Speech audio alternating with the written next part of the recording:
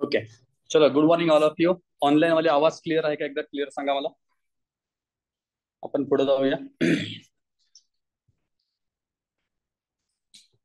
ऑनलाईनला कोण? नरेश. नरेश नाही का? हा, Naresh. Yes, thank you. Yes yes. तर आपण कंटिन्यू करू. काल आपण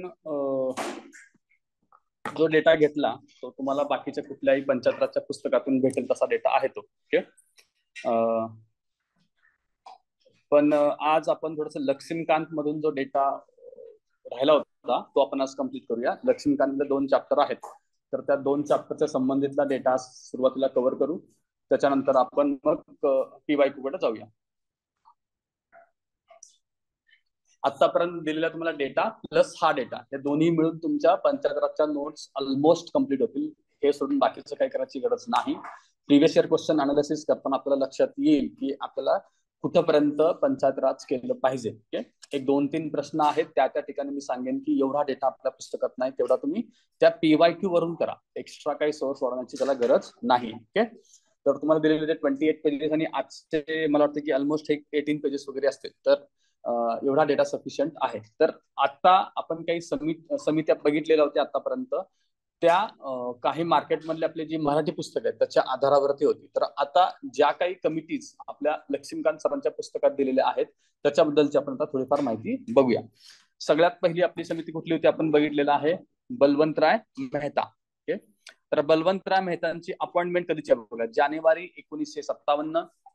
रिपोर्ट कधीचा आहे? नोव्हेंबर 1957. आणि एनडीसीने शिफारस स्वीकारला कधी? जानेवारी 1958. ओके. हे डेट का लक्षात ठेवायचे? कारण लक्ष्मीकांत सरांच्या पुस्तकात आहे म्हणून ठेवायचं. लक्ष्मीकांत सरांच्या पुस्तकातून आहे तसे प्रश्न विचारायची पद्धत आहे. तुम्ही जर बघितलं असेल, जर अनालिसिस केलं असेल तर तुमच्या लक्षात येईल ते. ओके. आता 1 वर्षानंतर एनडीसीने त्यांच्या शिफारसी स्वीकारल्या होत्या. हा एक मुद्दा तुम्हाला लक्षात ठेवायचा आहे. पुढे आपण बघूया सब्जेक्ट म्हणजे यांच्या कमिटीचं नाव काय होतं? कम्युनिटी डेव्हलपमेंट प्रोग्राम आणि नॅशनल एक्सटेन्शन प्रोग्राम साठी शिफारस करणे, यांच्या बेटर वर्किंग साठी शिफारस करणं, हे आपण याच्या आधी सुद्धा बघितलेलं आहे. पुढे बघूया. यांच्या शिफारसींमध्ये त्यांनी आपण पहिला मुद्दा बघितला की डेमोक्रॅटिक डिसेंट्रलायझेशनची गरज आहे. कशासाठी यांनी सांगितलं होतं? की या 2 वरच्या स्कीमचं इम्प्लिमेंटेशन बेटर व्हावं म्हणून त्यांनी ती शिफारस केलेली होती. त्यात त्यांनी पहिली शिफारस काय केली? 3 टायर सिस्टीमची शिफारस केलेली आहे. कशासाठी?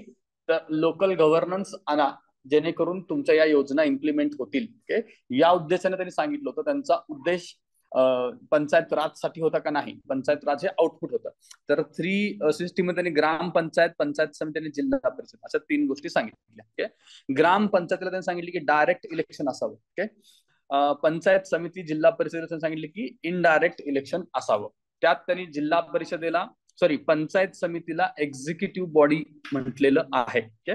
आणि जिल्हा परिषदेला डिस्ट्रिक्ट कलेक्टर हा चेअरमन करा आणि ती ऍडवायझरी आणि कोऑर्डिनेटिंग बॉडी असावी. इतका डेटा तुम्हाला या एका पिक्चरवरून सुद्धा लक्षात येऊ शकतो. ओके. देशभर रिजिड असे एकच पॅटर्न असण्यापेक्षा राज्यानुसार फ्लेक्झिबिलिटी असावं, ही शिफारस सुद्धा बलवंतराय मेहता समितीने केलेली आहे. इतकाच एकदम टू द पॉइंट डेटा आपल्याला लक्ष्मीकांत मध्ये भेटतो. लक्ष्मीकांत सोडून बाकीच्या पुस्तकामध्ये तुम्हाला खूप डेटा भेटेल. ओके. तर हे तरी ऍटलीस्ट आपल्याला माहिती पाहिजे, आणि प्रश्न याच्या भोवतीच फिरत आहेत असं एक ऑब्झर्वेशन तरी आहे आपलं. ओके. पुढे आपण बघूया अशोक मेहता समिती. ओके. कधीची अपॉइंटमेंट आहे अशोक मेहता कमिटीची? ओके. डिसेंबर 1977 चे. डिसेंबर 1977 आणि ऑगस्ट 1978 मध्ये त्यांनी रिपोर्ट दिलेला आहे. कमिटीचं नाव काय? Committee on the panchayat raj institution. Okay. ही मात्र क्लिअर कट पंचायत राजवरची कमिटी होती. यांच्या शिफारसी याने काय सांगितलं? 2 टायर सांगितल्या. कुठले टायर हे पण लक्षात घ्या. जिल्हा परिषद आणि मंडल पंचायत म्हणलं तरी. ओके. ग्रामपंचायतीला त्यांनी स्थान दिलेलं नाही. आणि मंडल पंचायतसाठी 15 ते 20 हजारची पॉप्युलेशन असावी अशी त्यांची शिफारस होती. ओके. दुसरा मुद्दा डिस्ट्रिक्ट साठी. ते म्हणतात की फर्स्ट पॉइंट ऑफ डिसेंट्रलायझेशन. डिसेंट्रलायझेशनचं पहिलं पॉइंट कुठलं असलं पाहिजे? डिस्ट्रिक्ट असलं पाहिजे. पुढे झेडपी बद्दल ते सांगतात की प्लॅनिंग अँड एक्झिक्युटिंग बॉडी कुठली पाहिजे? झेडपी. मग अशी आपण बलवंतराचं काय बघितलं? प्लॅनिंग कोऑर्डिनेशन झेडपी करते, पण इम्प्लिमेंटेशन कोण करतं? पंचायत राज करावं असं त्यांचं म्हणणं होतं. Official participation of political parties. ते म्हणतात की पॉलिटिकल पार्टीजना ऑफिशियली पार्टिसिपेशन याच्यामध्ये असावं. Okay. Compulsory power of taxation हा त्यांचा तिसरा मुद्दा होता की त्यांना टॅक्स काय म्हणतात कलेक्ट करण्याची पॉवर त्यांना द्या. चीफ इलेक्टोरल ऑफिसरने इलेक्शन कमिशन ऑफ इंडियाच्या साह्याने निवडणुका घ्याव्यात. ओके, म्हणजे यांनी सेपरेट इलेक्शन कमिशनचं काय सांगितलं का? नाही. ते म्हणतात की एक चीफ इलेक्टोरल ऑफिसर असावा. पुढे मिनिस्टर ऑफ पंचायत राज असावा. ही एक लक्षात ठेवा. मिनिस्टर ऑफ पंचायत राजची शिफारस कोणी केलेली आहे? तर अशोक मेहता समितीने केलेली आहे. SC ST ना त्यांच्या पॉप्युलेशन नुसार रिझर्वेशन द्या आणि कॉन्स्टिट्युशनल रिकॉग्निशन पण द्या. ही सुद्धा त्यांची शिफारस आहे. महिलांच्या रिझर्वेशन बद्दल हे काहीच बोलत नाही. हा एक मुद्दा लक्षात ठेवायचा तुला. चला नेक्स्ट पेज वरती. नेक्स्ट पेज वरती अजून लक्ष्मीकांत मध्ये असलेल्या काही कमिटी आहेत त्यात आपण बघूया वन बाय वन.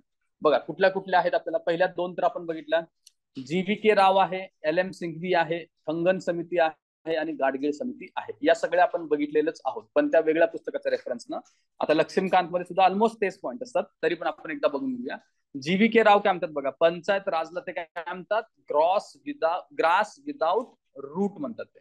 हा एक मुद्दा तुम्हाला लक्षात ठेवायचा आहे. ओके, 1985 ला कमिटी होती. ओके, आणि 1986 ला कमिटीचा रिपोर्ट आलेला आहे. ओके, आता हे इयर तुम्हाला एक्झॅक्टली लक्षात असेल तर व्हेरी गुड, नाहीतर आपली सिक्वेन्स तरी तुम्हाला माहिती असला पाहिजे. ओके, प्लॅनिंग कमिशनची कमिटी होती. कुणाची ती कमिटी? भारत गव्हर्नमेंटची आहे का? तर प्लॅनिंग कमिशननं ती अपॉइंट केलेली होती. सब्जेक्ट काय होता यांचा?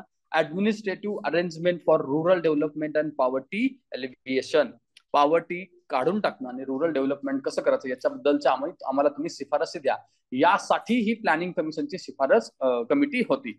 पुढे ते काय म्हणतात की ZP ला पिओटल बॉडी करा. ओके, नेक्स्ट त्यांचा पॉइंट आहे डिस्ट्रिक्ट डेव्हलपमेंट ऑफिसर, जो CEO असेल आणि तो ZP चा CEO म्हणून काम करेल. एक डिस्ट्रिक्ट डेव्हलपमेंट ऑफिसर नावाची त्यांनी पोस्ट सजेस्ट केली, ज्याला आज आपण CEO म्हणतो. ओके, पुढे GVK राव चे सजेशन्स हे दांतवाला समिती ऑन ब्लॉक लेवल प्लॅनिंग 1978 व हनुमंतराव समिती ऑन द डिस्ट्रिक्ट प्लॅनिंग 1984 याच्या शिफारसीपेक्षा भिन्न होत्या. आता इथं बघण्याचा पॉइंट काय की या दोन कमिटी पण होत्या आपल्याला, आणि एक होती ब्लॉक लेवल प्लॅनिंगची, दुसरी होती डिस्ट्रिक्ट प्लॅनिंगची. डिस्ट्रिक्ट प्लॅनिंगला कोण आहे? हनुमंतराव. आणि ब्लॉक लेवलला कोण आहेत? दांतवाला. ओके, दोन्ही समिती डिस्ट्रिक्ट आणि डिस्ट्रिक्ट कलेक्टरला decentralisation in planning and administration मध्ये मुख्य रोल असावा, तर GVK समिती पंचायत राजला असावा असं म्हणतात. म्हणजे या दोन कमिटी आहेत. या दोन कमिटीची शिफारस काय होती? कलेक्टरला आणि डिस्ट्रिक्टला सगळ्यात महत्वाचा रोल द्या. कशामध्ये? प्लॅनिंग अँड ऍडमिनिस्ट्रेशनच्या रोलमध्ये, डिसेंट्रलायझेशनच्या केसमध्ये. ओके, पण हे जे GVK रावत ते काय म्हणतात की डिस्ट्रिक्ट डेव्हलपमेंट ऑफिसरच बसवा एक वेगळा, कलेक्टरला त्याचा रोल देण्यापेक्षा. आणि डिस्ट्रिक्ट आपलं जे कलेक्टरेट ऑफिस असतं त्याच्याऐवजी तुम्ही काय करा, एक वेगळी ZP जिल्हा परिषद नावाचे एक पिओटल बॉडी क्रिएट करा. तुम्हाला फक्त इतकं लक्षात पाहिजे की या दोघांमध्ये आणि GVK राव मध्ये डिफरन्सेस आहेत. कलेक्टरला आणि कलेक्टरेट ऑफिसला किती महत्व द्यायचं यावर. ओके, त्याच्यानंतर पुढे बलवंतराय मेहता, अशोक मेहता, GVK हे कलेक्टरला कमी रोल देण्यास सांगतात. खालचा शेवटचा मुद्दा काय? बलवंतराय मेहता, अशोक मेहता इतका रोल द्यायला सांगत नाहीत कलेक्टरला, ते वेगळी बॉडी क्रिएट करायला सांगतात. पण हनुमंतराव आणि दांतवाला जे आहेत ते मात्र सांगतात की बाबा कलेक्टरला महत्वाचा रोल द्या. ओके, आता इथं कन्फ्युजन असं पण होऊ शकतं, कलेक्टरला रोल द्या असं मागच्या केसमध्ये आपण बलवंतरावच्या केसमध्ये बघितलेलं होतं. बलवंतराय सुद्धा म्हणत होते की कलेक्टरला चीफ कोऑर्डिनेटर करा, बट त्यांनी डिसेंट्रलायझेशन मध्ये इतर ऑफिसर्सला किंवा इतर बॉडीला सुद्धा स्थान दिलेलं होतं. हे हनुमंतराव आणि दांतवाला जे आहेत ते क्लिअर कट म्हणतात जी एक्झिस्टिंग बॉडी आहे त्यालाच हे डिसेंट्रलायझेशनचं रोल द्या, नवीन बॉडी बद्दल ते काहीच बोलत नव्हते. ओके, पुढचा पॉईंट बघा आता LM सिंघवी. LM सिंघवी बद्दल बघूया. 1986 ची कमिटी आहे. ओके, राजीव गांधींचं सरकार होतं त्या काळात LM सिंघवी ची ही समिती आपण स्थापन केलेली होती. ओके, यांचं काय होतं subject? Revitalisation of panchayat raj institution for democracy and development हे नाव होतं. रिव्हायटलायझेशन ही नावं सगळी सिक्वेन्स मध्ये लिहून ठेवा. ओके, पुढे यांच्या शिफारशी आता आपण बघूया. पहिली शिफारस काय होती? पंचायत राजला कॉन्स्टिट्युशनल रिकॉग्निशन द्या. LM सिंघवी यांच्या आधी कुठल्या कमिटीने सांगितलं? अशोक मेहताने. ओके, क्लस्टर ऑफ विलेजेस साठी न्याय पंचायती असाव्यात. ओके, ही एक्झिस्टिंग आहे का आता बॉडी? नाही, पण यांनी शिफारस केलेली आहे. ग्रामपंचायत व ग्रामसभेवर अधिक जोर होता. यांचा कशावरती जोर होता? ग्रामपंचायत आणि ग्रामसभेवर. Okay, embodiment of the direct democracy असं सुद्धा येऊ शकतं की ग्रामसभेला एम्बॉडीमेंट ऑफ डायरेक्ट डेमोक्रेसी कुणी म्हणतंय, तर कोणी म्हणतंय, LM सिंघवी कमिटी म्हणते. ओके. पुढे judicial tribunal for panchayat raj adjudication, हे सुद्धा त्यांची शिफारस आहे. ओके. आता बाकीच्या आपण खूप साऱ्या शिफारसी बघतो, त्या लक्षात नसेल तर एखाद्या वेळेस ठीक आहे, बट लक्ष्मीकांत सरांच्या पुस्तकामध्ये या ज्या शिफारसी आज आपण बघतो त्या तरी माहिती असणं कंपल्सरी गरजेचं आहेच आपल्याला. ओके. त्या इथं फक्त आपल्याला सेंट्रलच्या कमिटी दिसतात ना, आपण स्टेटचं पण बघितलं, त्या आपल्या लेवलला बघितलं, त्या सुद्धा आपल्यासाठी महत्वाच्या आहेतच. ओके. थंगन समिती कधीची आहे? 1988 चे. Okay. Sub committee on the consultative of parliament, पार्लमेंटच्या एका कमिटीची ती सब कमिटी आहे, आपण बघितलेलं आहे. यांचा सब्जेक्ट काय होता? Examine the political and administrative structure in the district for district planning. Okay. District planning साठी होता. हे चौकट करून ठेवलेले शब्द तुम्ही त्या कमिटीला जोडलात तरी तुम्हाला ते रिकॉल होतील. इथं आपण डिस्ट्रिक्ट प्लॅनिंग म्हणतोय, मगाशी आपण रिव्हायटलायझेशन म्हणलेलं आहे, त्याच्यानंतर आपण रुरल डेव्हलपमेंट अँड पॉवर्टी एलिव्हेशनला सर्कल केलेलं आहे. फक्त इतके जरी शब्द तुम्ही लक्षात ठेवले तरी तुम्हाला ती कमिटी क्लिक होऊन जाईल. पंचायत राजला कॉन्स्टिट्युशनल स्टेटस द्या, पुन्हा यांनी सुद्धा तेच सांगितलेलं आहे, थंगनने सुद्धा. ओके.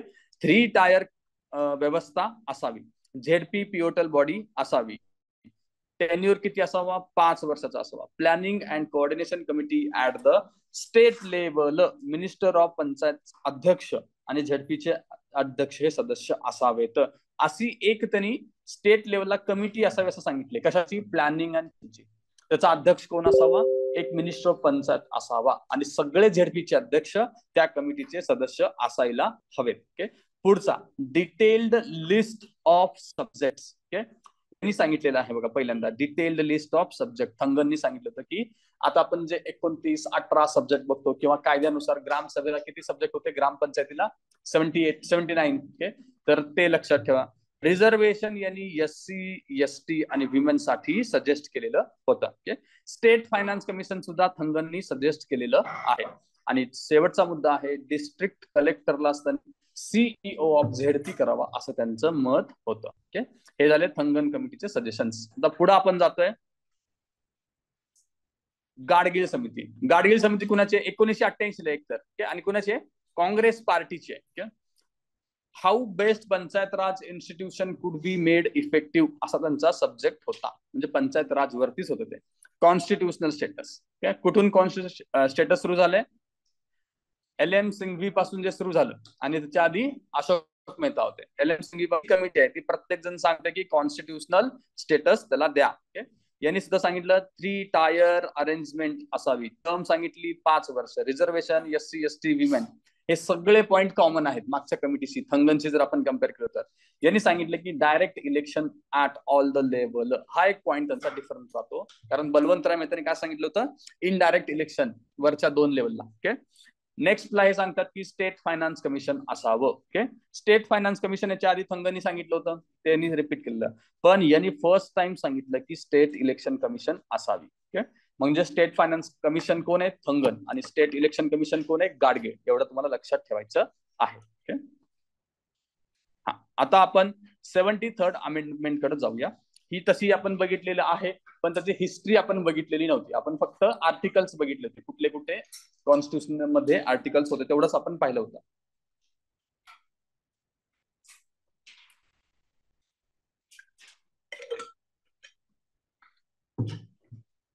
ओके. 73rd अमेंडमेंट आणि 74th चा सुद्धा सेमच प्रवास असणार आहे. त्या दोघांचा प्रवास कसा आता आपण बघूया. जो बिल मांडला होता याच्यावरती सुद्धा एकदा प्रश्न येऊन गेला असल्यामुळे आपल्याला हे घेणं गरजेचं आहे. राजीव गांधी सरकार 64वी amendment bill. Okay. Amendment bill कितीचं हे सुद्धा लक्षात ठेवा. 64th amendment bill. ओके. जुलै 1989. ओके. आणि ऑगस्ट 1989 ला त्यांनी हे बिल लोकसभेमध्ये पास झालं, पण राज्यसभेत त्याला रिजेक्शन आलेलं आहे. 73rd आणि 74चा प्रवास जर आपण विचार करायला सुरुवात केलं तर सुरुवात कोणी केली? राजीव गांधी यांनी केलेली आहे. राजीव गांधी सरकारच्या काळामध्ये 64th अमेंडमेंट बिल मांडलेलं आहे. बिलचा नंबर वेगळा आहे आणि अमेंडमेंटचा नंबर वेगळा आहे, लक्षात घ्या. हे कितवं आहे बिल? 64th आहे. कधी कधी एक्झाम मध्ये आपल्याला बिलचा नंबर सुद्धा विचारलेला आहे. तर 64th अमेंडमेंट बिल 1989 मध्ये आपण मांडलं होतं आणि लोकसभेत ते पास झालं, पण राज्यसभेत ते पास होऊ शकलं नाही. त्यामुळे ते बिल इथेच थांबवावं लागलं. ओके. पुढे व्हीपी सिंग सरकार आलं 1990 मध्ये, जून 1990 मध्ये. त्यांनी व्हीपी सिंगनं काय केलं, सीएम लोकांची एक 2 दिवसाची कॉन्फरन्स बोलवली. हे स्वतः व्हीपी त्याच्या अध्यक्षस्थानी होते. ओके. व्हीपी सिंग स्वतः अध्यक्षस्थानी होते. ओके. काय विषय होता, पंचायत राजवरती या सगळ्या सीएमशी चर्चा करणे. ओके. सप्टेंबर 1990 मध्ये यांनी लोकसभेमध्ये 74वं अमेंडमेंट बिल आणलं, 74th अमेंडमेंट बिल आणलं, पण सरकार पडले आणि बिल लॅप्स झाले. ओके. आता लोकसभेत सुरुवातीला आणल्यानंतर सरकार पडले की लॅप्स होतं, तुम्हाला ते माहिती आहे, तर ते लॅप्स झालं. पुढे नरसिंहराव सरकार आले. ओके. सप्टेंबर 1991 मध्ये बिल आणलं. ओके. 72nd आणि 73rd अमेंडमेंट बिल असे त्याची नाव होते. 72nd पंचायत, 73rd म्युन्सिपाल्टीचं होतं. ओके. आणि 73rd ऍक्ट 1992 ला मंजूर झाला सुद्धा. ओके.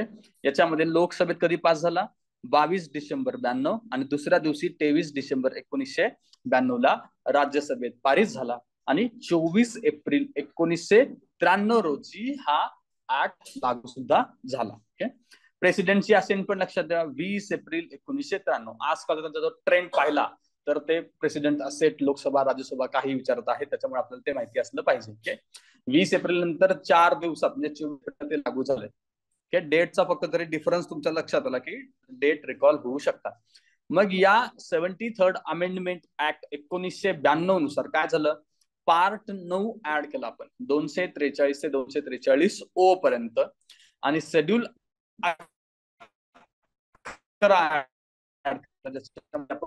19 सब्जेक्ट ऍड केलेले. पुढे हे आपण डिटेल मध्ये पंचायत राजचं सुद्धा बघितलेलं आहे. 72nd amendment, 73rd amendment act 92चा 24 एप्रिलला लागू झालं. ओके. 24 एप्रिल 1993 लागू झालं. 73rd अमेंडमेंट बिल सुद्धा मांडलं होतं, ते 74th अमेंडमेंट ऍक्ट झाला 92चा, आणि 1 जूनला तो लागू झाला आहे. ओके. कुठला, 74th वाला 1 जूनला लागू झालाय 1993 लाच. ओके. पेसा ऍक्ट आपण बघितला 1996चा आहे, 24 डिसेंबरलाच तो लागू आहे, 1996 मध्ये तो लागू सुद्धा झाला. म्हणजे ती ऍक्ट 74th अमेंडमेंट लक्षात ठेवा, दोन्ही ऍक्ट 92चे आहेत, दोन्ही सुद्धा ऍक्ट 93 ला लागू झालेले आहेत. डेट 24 एप्रिल आणि 1 जून लक्षात ठेवायची आहे. ओके.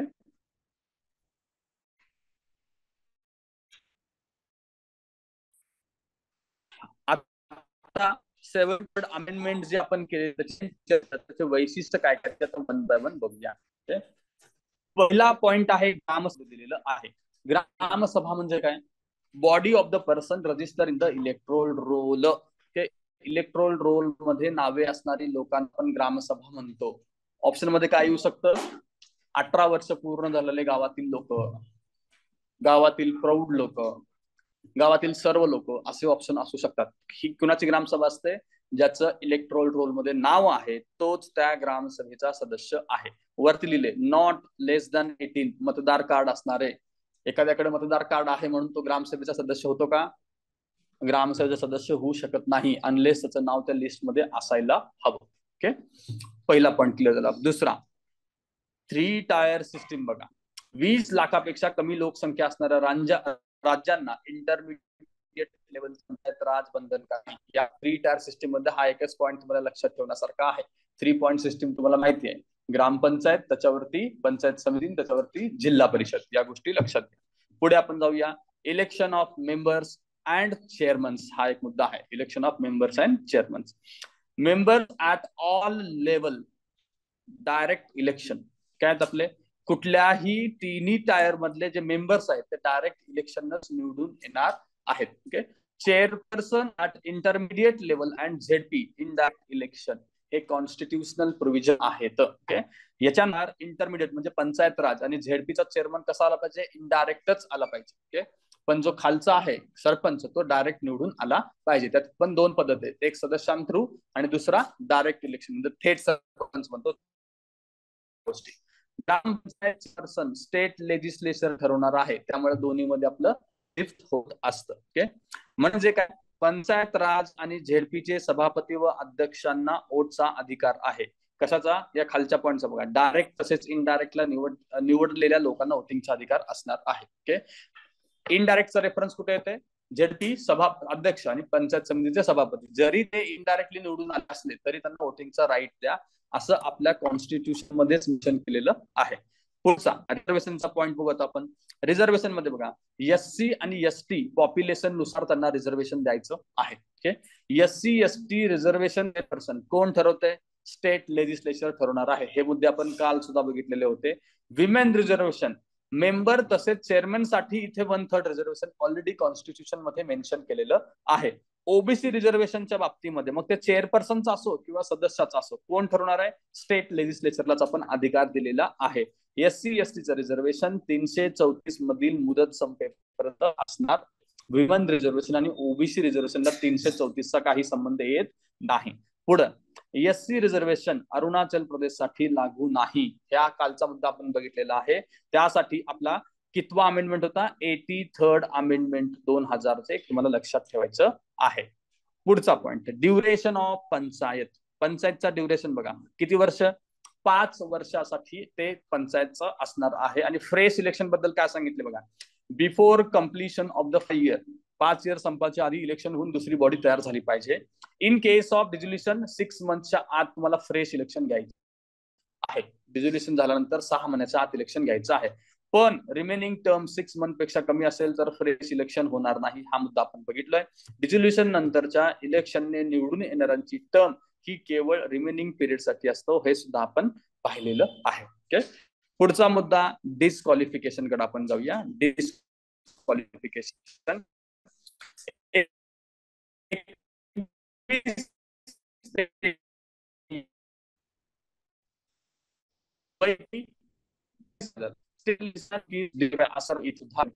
डिस्क्वालिफिकेशन हे 3 मुद्दे कॉन्स्टिट्यूशन मध्ये मेन्शन आहेत. आपल्याला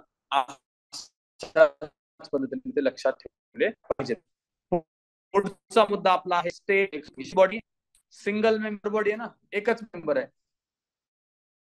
इलेक्शन कमिशन याला 3 मेंबर ते राष्ट्रीय ठरवतात.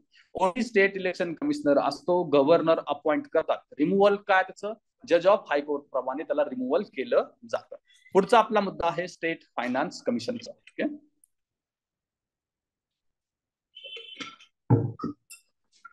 स्टेट फायनान्स कमिशन बद्दल बघा, त्याचे कंपोजिशन आणि क्वालिफिकेशन कोण ठरवते? स्टेट लेजिस्लेचर ठरवते. फायनान्स कमिशन ऑफ इंडियाचं कोण ठरवते? प्रेसिडेंट ठरवतात. ते अपॉइंट करतात ना. तो तेवढा डिफरन्स तुम्हाला लक्षात आला पाहिजे. इथं आपल्याला गव्हर्नर वाटू शकतं, पण इथे कोण आहे? स्टेट लेजिस्लेचर आहेत. त्यांची कामं काय आहेत बघा. पहिलं काम आहे डिव्हिजनचं. म्हणजे काय डिव्हिजन करायचं ना? टॅक्स, ड्युटीज, टोल, फीज पासून स्टेट गव्हर्नमेंटला मिळलेल्या नेट प्रोसिडिंगचे डिव्हिजन करायचं आहे. स्टेट गव्हर्नमेंटला या सगळ्या गोष्टीतून जे काही पैसे मिळतात, फीज पण इन्व्हॉल्व त्याच्यामध्ये आहे. Okay, state panchayat, state and panchayat मध्ये व्हर्टिकल डिव्हिजन करणार ते सुरुवातीला, त्याला आपण व्हर्टिकल डिव्हिजन म्हणू. आणि अमंग पंचायत त्याला हॉरिझॉन्टल डिव्हिजन म्हणायचं. सुरुवातीला ते काय सांगतील की जे काही उत्पन्न क्रिएट होईल ते सरकारनं म्हणजे स्टेट गव्हर्नमेंटनं किती ठेवायचं आणि पंचायतला किती द्यायचं, हे झालं व्हर्टिकल. आता पंचायतला किती द्यायचं हे ठरलंय, तर मग सगळ्या पंचायतमध्ये कसं डिवाइड करायचं हे झालं हॉरिझॉन्टल डिव्हिजन. ओके, पहिला मुद्दा त्यांचा डिव्हिजनचा आहे. पुढचा, tax, duties, toll and fees जे पंचायतकडे देतात, असाइन करतात, ते त्याची पण शिफारस त्यांना करायची आहे. असाइन करणं म्हणजे एखादं टॅक्स असू दे, ड्युटी असू दे, टोल फीज असू दे, जे पंचायत राजला आपण पॉवर देणार आहे की तुम्ही कलेक्ट करा, तर त्याच्याबद्दल सुद्धा शिफारस कोण करतं? स्टेट फायनान्स कमिशनच करत असतं. पुढचा मुद्दा grant in aid. Same finance commission सारखेच मुद्दे आहेत. आपण जो इंडियाचा फायनान्स कमिशन अभ्यासतो त्याच्यासारखेच हे मुद्दे आहेत. पुढचा आहे measures needed to improve the financial status of panchayat. आणि गव्हर्नर जे रेफर करतील पॉइंट ते, आता इथं गव्हर्नर आलाय बघा, गडबड होऊ शकते. आणि त्यांचं ठरवते कोण? कंपोजिशन क्वालिफिकेशन स्टेट लेजिस्लेचर ठरवत असतं. ओके, पुढचा ऍप्लिकेशन ऑफ युटी. आता हे जी अमेंडमेंट आहे त्याच्याबद्दल बघा, युटींना हा ऍक्ट लागू आहे, पण एक कंडिशन काय ठेवलेली आहे? राष्ट्रपती काही मॉडिफिकेशन और एक्सेप्शन करू शकतात. युटीच्या केसमध्ये कोण आलं पाहिजे? बाय डिफॉल्ट राष्ट्रपतीच आले पाहिजे. ओके, पुढचा 10वा मुद्दा आपला आहे एक्झम्प्टेड स्टेट्स अँड एरिया. हा मुद्दा इम्पॉर्टंट का लिहिला मी इथं आहे? कारण इथे प्रश्न तयार करण्यासारखे खूप सारे मुद्दे आहेत. ओके, याच्यामध्ये बघा स्टेट्स आपण कुठले कुठले काढलेत? नागालँड, मेघालय आणि मिझोरमला काढलेले आहेत. मीना मेम की आदा लक्षात ठेवा तुमच्या गोष्टीला येतील. पुढे शेड्यूल एरिया आणि ट्रायबल एरियांना सुद्धा आपण याच्यातनं एक्सक्लूड केलेलं आहे. Parliament can extend this act to this areas. कुठल्या कुठल्या गोष्टीला? शेड्यूल अँड ट्रायबल साठी पार्लमेंटला तो आपण अधिकार दिलाय. ओके, म्हणून पार्लमेंटनं कुठला ऍक्ट आणलाय? पेसा ऍक्ट नंतर आणलेला आहे 1996 चा. पुढे हिली एरिया ऑफ मणिपूर. आता इथं गडबड खूप करू शकतो ना. आता हिली एरिया ऑफ मणिपूरच्या ठिकाणी तुम्हाला मेघालय टाकलं तर तुम्हाला तिथं लक्षात येणार नाही. त्यामुळे ते एक्झॅक्टली पॉइंट लक्षात ठेवायचे आहेत. ओके, ऑटोनॉमस डिस्ट्रिक्ट काउन्सिल जे हिली एरियात ना, तिथे जे ऑटोनॉमस डिस्ट्रिक्ट काउन्सिल आहेत, तुम्ही जेव्हा GS3 मध्ये वाचणार आहात ST शेड्यूल ट्राईबच्या केसमध्ये, तुम्हाला ऑटोनॉमस डिस्ट्रिक्ट बद्दल तुम्हाला तिथं वाचायला मिळेलच. तर पुढचा पॉइंट आहे दार्जिलिंग ऑफ वेस्ट बेंगॉल. हे 4 स्टेट तुम्हाला लक्षात 4 कंडिशन तुम्हाला लक्षात ठेवायचे आहेत. 3 states Nagaland, Meghalaya, Mizoram. Schedule area, tribal area. तिसरा point hilly area of Manipur किंवा त्याच ठिकाणी ऑटोनॉमस डिस्ट्रिक्ट ऑफ मणिपूर पण तो म्हणेल. आणि चौथा आहे Darjeeling district of West Bengal. Okay, आता त्याच्यानंतर बघा, हा इतर लेफ्ट साइडला बघा, पॉइंट 1, पॉइंट 3 आणि पॉइंट 4 शेड्यूल एरिया आणि ट्रायबल एरिया आपल्याला सोडायचं आहे. शेड्यूल आणि ट्रायबल एरिया सोडला तर बाकीच्या तिन्ही ठिकाणी याबाबत बदल त्या विधानसभेचा अधिकार आहे. या तिन्ही केसमध्ये तुम्हाला जर काही पंचायत राज बद्दलचे बदल करायचे असतील तर तो कुणाला अधिकार आहे? त्या विधानसभेला आहे.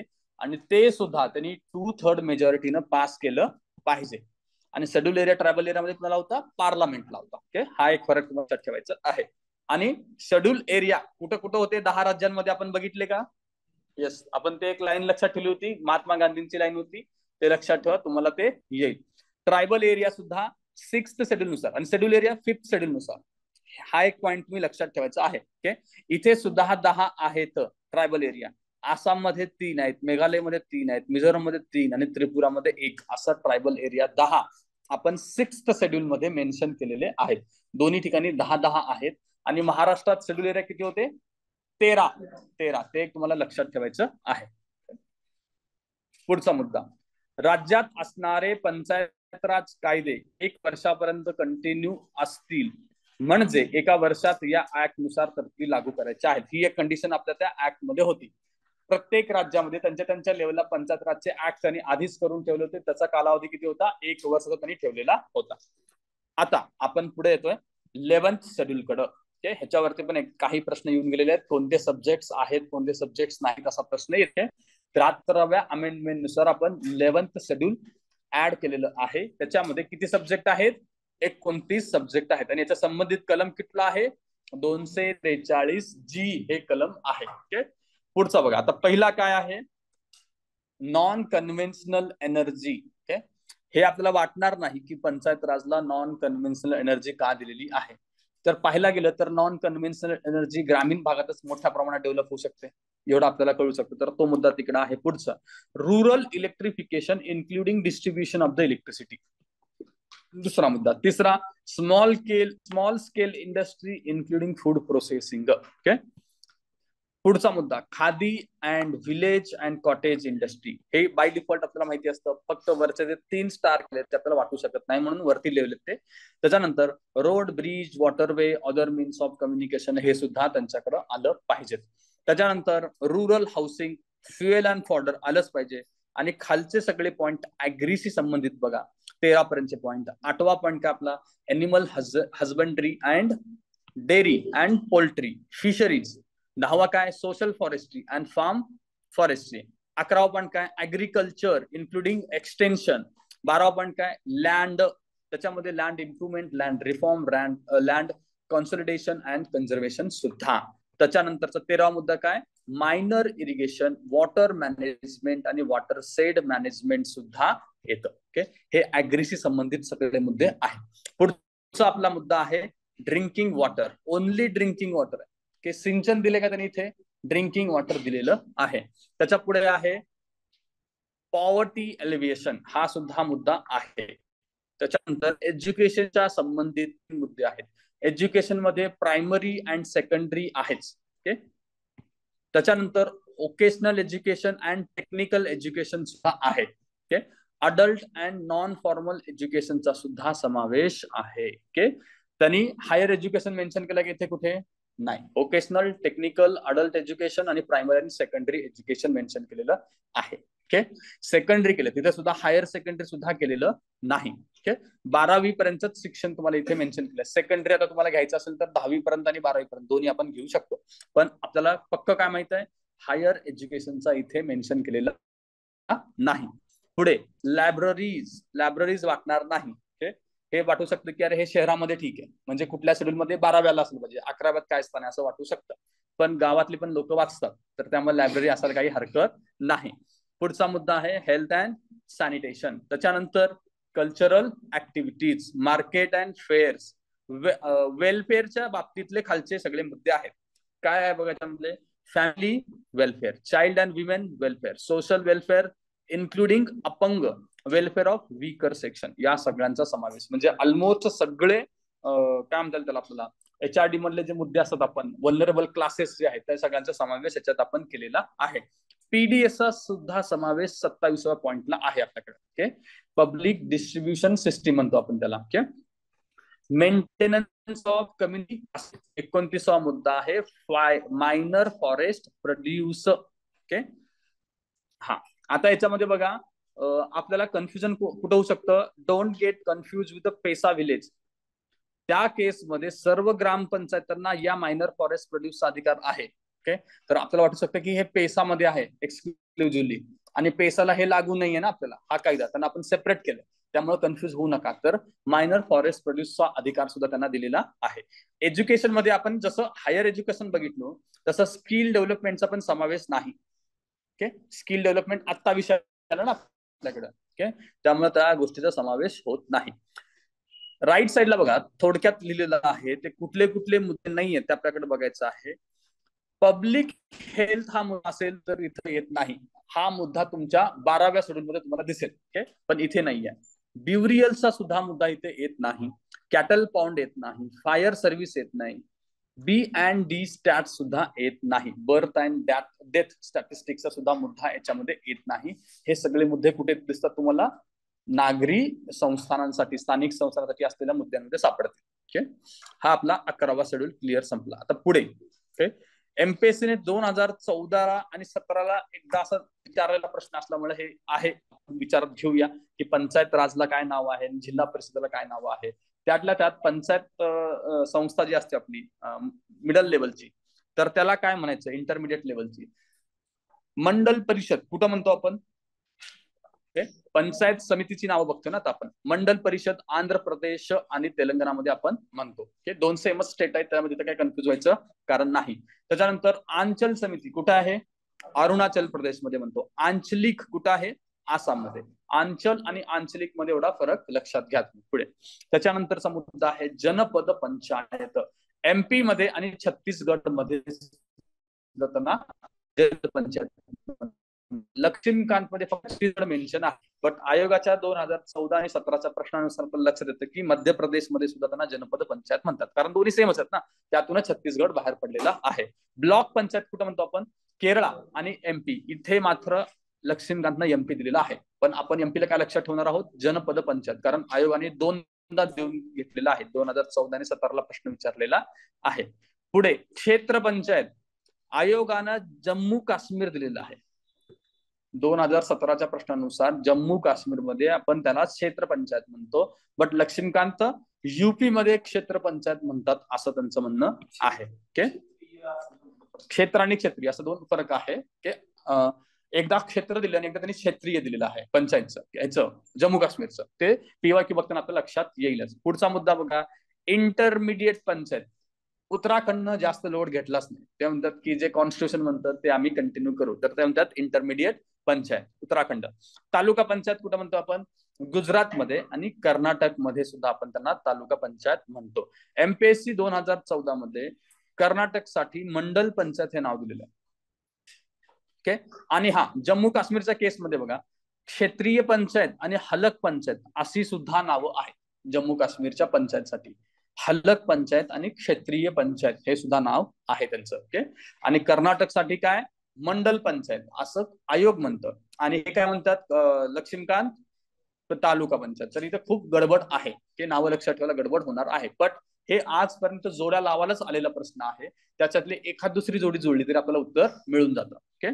पुढं पंचायत युनियन संघ कुठं आहे? तमिळनाडूमध्ये. आता हे संघम, आपण ते तमिळ साहित्याचा अभ्यास करताना संघम अभ्यासलो ना, तर त्याच्यावरून तुम्हाला हे संघ लक्षात राहू शकतं. ओके. पुढे पंचायत समिती, बाकी सगळ्या राज्यांमध्ये जसं महाराष्ट्रामध्ये आपण वगैरे पंचायत समिती म्हणतो त्यांना. आलं लक्षात? इतके सगळे डेटा 2-3 हा प्रश्न येऊन गेला असल्यामुळे माहिती असणं गरजेचं आहे. आणि फक्त एकदा जिल्हा परिषदला काय म्हणतात हे विचारलेलं आहे, ते तिथंच आपण बघूया, त्यानंतर त्यांनी कधीच प्रश्न विचारलेला नाही. तर पुढे आपण जाऊया, 2 टायर पंचायत कुठे कुठं आहेत. ओके. 3 टायर सगळे गट असलं पाहिजे. कनेक्शन ठेवतो 20 लाख लोकसंख्या, तर ते कुठं कुठं आहेत बघा. गोवा, मणिपूर आणि सिक्कीम. मॅसेज MSG लक्षात ठेवा किंवा सिमगा लक्षात ठेवा. तर कसं आहे, 3 राज्यांमध्ये 3 टायर सिस्टीम नाहीये तिथे. ओके.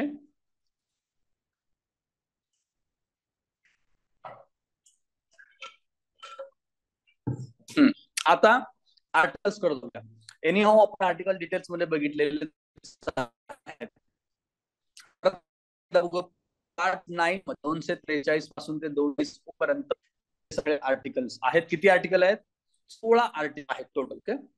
243 मध्ये काय होती? डेफिनेशन. ए मध्ये काय होतं? ग्रामसभा. ओके. ग्रामसभाला तुम्ही आमसभा जरी लक्षात ठेवलं तर ए फॉर आम सभा तुमच्या लक्षात राहील. बी काय होतं? पंचायत स्थापन करणं, बिल्ड करणं म्हणू शकता तुम्ही. बी फॉर बिल्डला तुम्ही स्थापन करण्याशी जोडू शकता. सी काय होतं? कंपोजिशनचा सी लक्षात ठेवा, कंपोजिशन ऑफ पंचायत. डी काय होतं? रिझर्वेशन. ओके. त्याच्यानंतर ई काय होतं? टर्म. ई ला आपण एक्सटेन्शन लक्षात ठेवलं होतं. ओके. त्याच्यानंतर एफ काय होतं? डिस्क्वालिफिकेशन. एफ फॉर आपण फेल्युअर लक्षात ठेवलं होतं. जी काय होतं? पॉवर. जी फॉर गव्हर्नमेंटकडे पॉवर असते ना, त्यामुळे जी ला तुम्ही गव्हर्नमेंट लक्षात ठेवा. एच काय होतं? टॅक्स काय? सरकारचा हवरटपणा, तर एच तुम्ही लक्षात ठेवू शकता. त्यानंतर आय काय आहे? इन्कम वरनं तुम्ही फायनान्स कमिशन लक्षात ठेवू शकता. जे आहे काय? ऑडिट. जे तुम्ही घोटाळे केले ते सगळं ऑडिट करणार आहोत आम्ही, त्याच्यावरनं जे लक्षात ठेवू शकता. के काय आहे? आता हे तुमच्या लक्षात आहे, तिकडे ZA आणि इकडे के. ZA आपण लक्षात ठेवलेलं आहे. त्याचा पुढचा मुद्दा L, prohibition to the union territories. Union territory मध्ये आपण लक्षद्वीप रिकॉल करतोय, मग त्याला एल जोडतोय. त्याच्यानंतर एम का आहे? Not apply to some area. Okay. हे तुम्ही कसं लक्षात ठेवा. एम फॉर मना करणं असंही तुम्ही लक्षात ठेवू शकता. त्याच्यानंतर N, continuance of existing laws for 1 year. N ला आता त्याला काही जुळत नसतं, मग ते एन फक्त सोडा, बाकीचं सगळं तुम्हाला माहिती असल्यामुळे एन राहून जाईल. पुढचं आहे ओ. ओ ला तुम्ही काय केले? ओमिट केले. ओमिट म्हणजे काय? बार करणं, रिस्ट्रिक्शन आणणं. Bar to the interference to the court, हे आहे ओ. हे सगळे 16 आर्टिकल तुम्हाला लक्षात राहायला पाहिजे. हा, अजून काही कमिटीज आहेत, ज्या आपण महत्वाच्या कमिटीज बघितल्या त्या सोडून अजून पण काही कमिटीज आहेत, त्यात आपण 1 by 1 बघूया. त्याच्यामध्ये काही वर्किंग ग्रुप्स पण आहेत, ते बघूया आपण. पंचायत राज स्टॅटिस्टिक्स, कुठली समिती आहे? VR राव. रावचं नाव तुम्हाला स्टॅटिस्टिक्स मध्ये आहे. नॅशनल इन्कम काउंटिंग मध्ये किंवा स्टॅटिस्टिक्स मध्ये यांचं तुम्ही नाव ऐकलेलं आहे.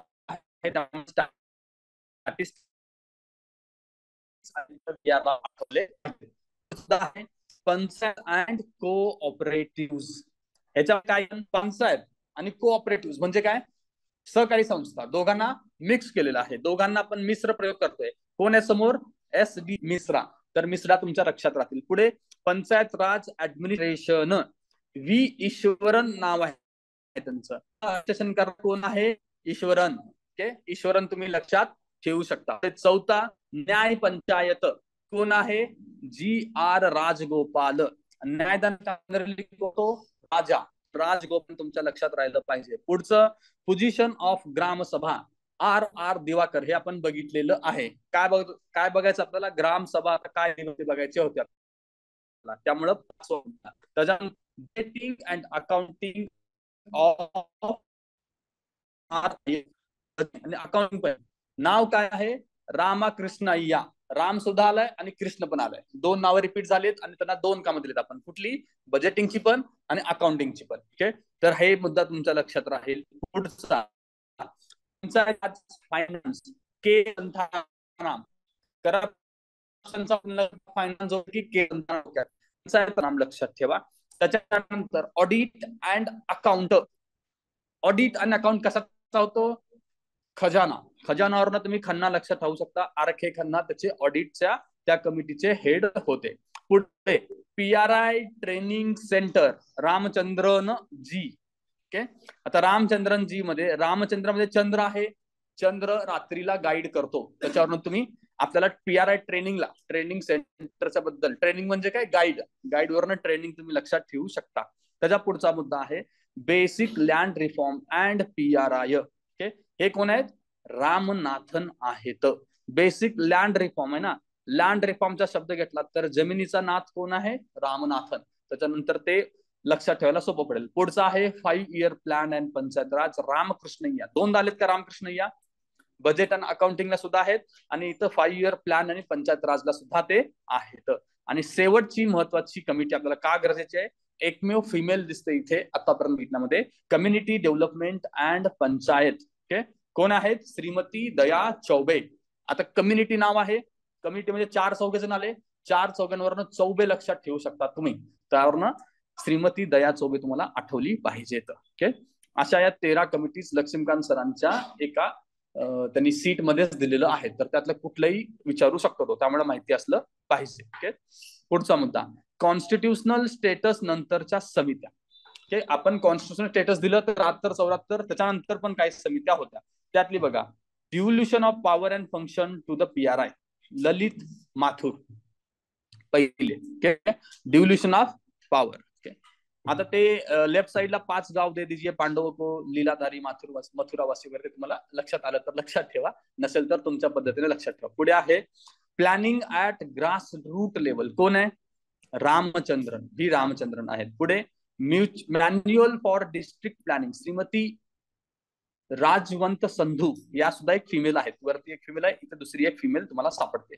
Restructuring of DRDA, V Ramachandran तुम्हाला 3-4 वेळा तरी दिसत आहेत. ओके, त्याच्यानंतरचा panchayat raj and efficient delivery of public goods and service, Manishankar Aiyar. Okay, हे 5 कमिट्या कॉन्स्टिट्युशनल स्टेटस नंतरच्या आहेत. पुढे त्यांचं इयर पण दिलेलं आहे, ते इयर तुम्ही बघून घ्या. ओके, हा, PRI मध्ये महिलांना आरक्षण, आता त्याच्याबद्दलची थोडीफार आपण इथं माहिती घेऊया.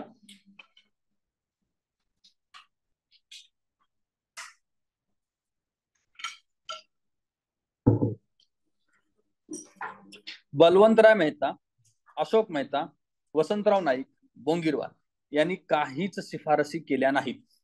पंचायत राज इन्स्टिट्यूशन मध्ये महिलांना स्थान द्या असं यांनी सांगितलंच नाही. महिलांसाठी कोण धावून आले होते, पाटीलच येणार होते. ओके, एक्सेप्ट यांनी काय सांगितलं, स्वीकृत सदस्य घ्यायला सांगितलेलं आहे. रिझर्वेशन नका, तर स्वीकृत सदस्य घ्या. ओके, महिला आरक्षणाची सुरुवात सगळ्यात पहिल्यांदा कर्नाटकातून झालेली आहे. 1983 मध्ये कर्नाटकनं सुरुवातीला पंचायत राजमध्ये आरक्षण द्यायला सुरुवात केली. कॉन्स्टिट्युशनल स्टेटस मिळायच्या आधीपासून आहे. ओके, आपण 92-93 पासून सुरुवात केली, तर यांनी 10 वर्ष आधीच कर्नाटकानं पंचायत राजमध्ये महिलांना आरक्षण दिलेलं होतं. त्यांनी किती दिलं होतं, 25% आरक्षण त्यांनी दिलेलं होतं.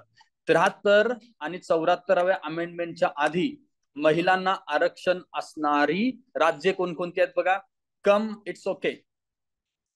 असं म्हणूया की महिला सगळ्या रुसून बसल्यात, आम्हाला रिझर्वेशन नाहीये, तर मग असं म्हणतात की अरे ठीक आहे चल कम इट्स ओके. तर कम इट्स ओके लक्षात ठेवा.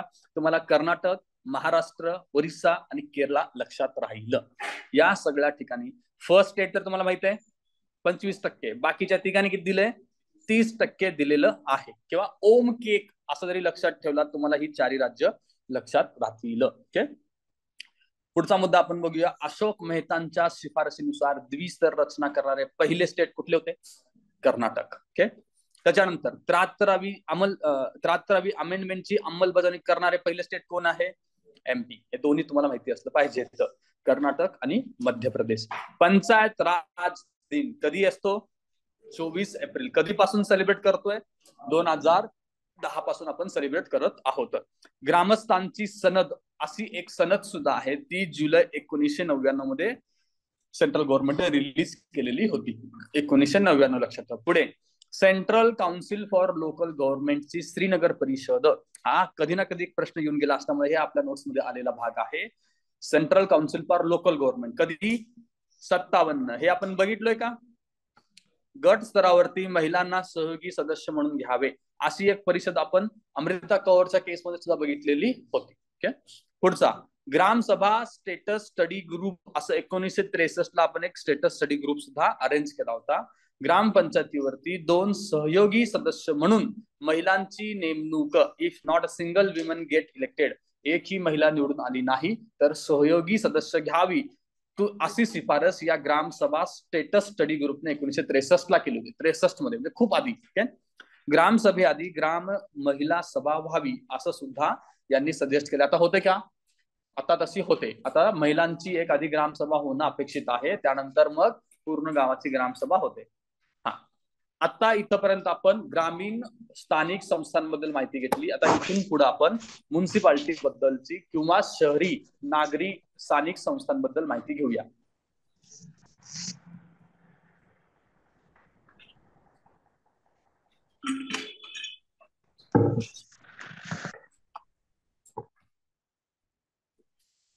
मध्ये 8 प्रकारचे लोकल गव्हर्नमेंट आहे. किती? 8 हा आकडा लक्षात ठेवायचा आहे तुम्हाला. ओके.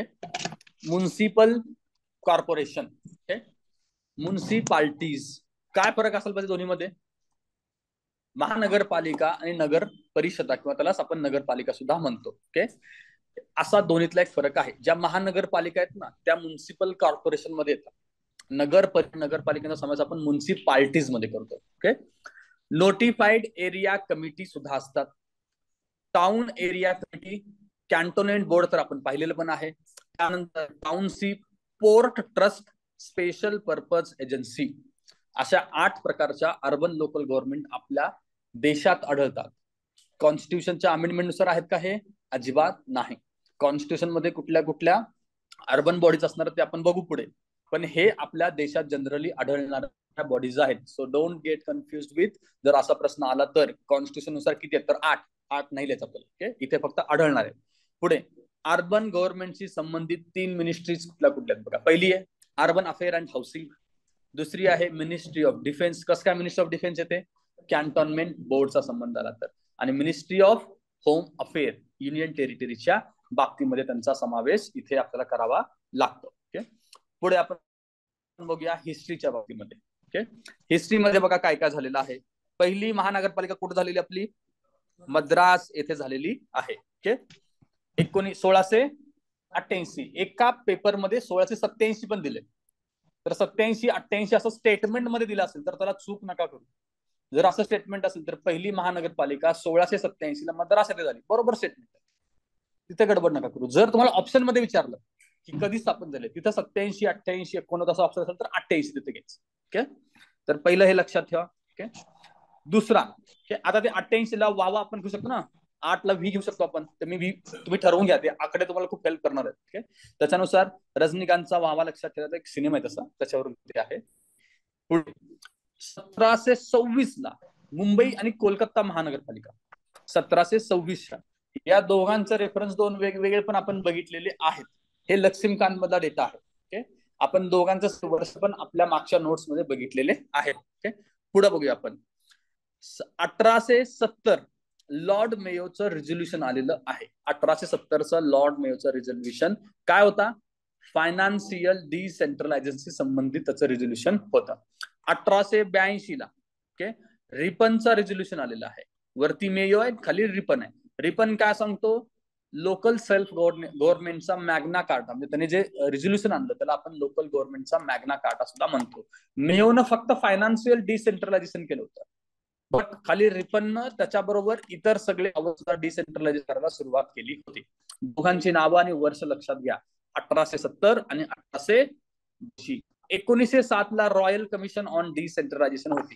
त्या कमिशनचे अध्यक्ष कोण होते?